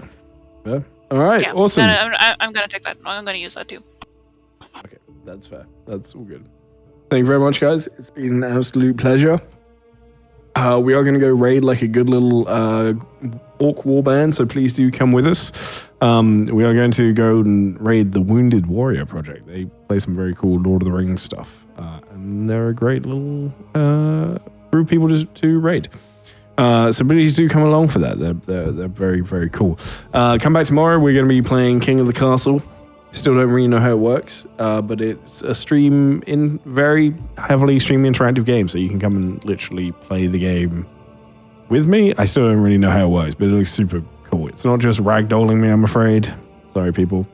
But you get to play nobles. Can't shoot him into the air with the we can't do a cheese launch again. But you get to play like nobles in the kingdom. It's pretty fucking fire. Thursday, we're back with Runner's Rise. We are back with the blue team, with Agent Bacon and the squad, and seeing if Adam Smash is going to fuck them up. And of course, 29th of this month, put it in your calendars for the mega stream. More information is going to be on the Discord for that tomorrow, so please make sure if you want information, come and join the Discord. Until then, we're going to go raid. So yeah, please come join us. If you know, at the very worst, you get points. Oh yeah, we all love points. Come join us. Going. Thanks, chat. Thanks, Bye, everyone. everybody. And I'll see y'all next week. Bye-bye. Bye. Yeah, I'm gonna get going too because I really need to use the bathroom. Totally fair. Yeah. I'll see you later. Hi. Eventually I'm gonna get out.